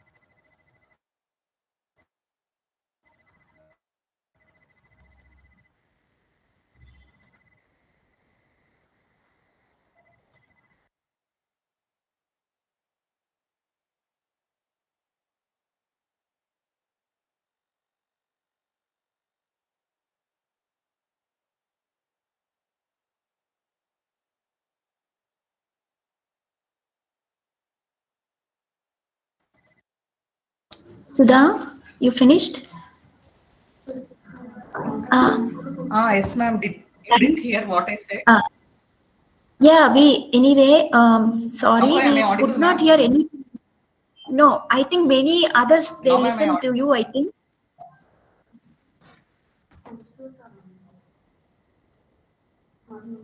Okay, shall I just briefly?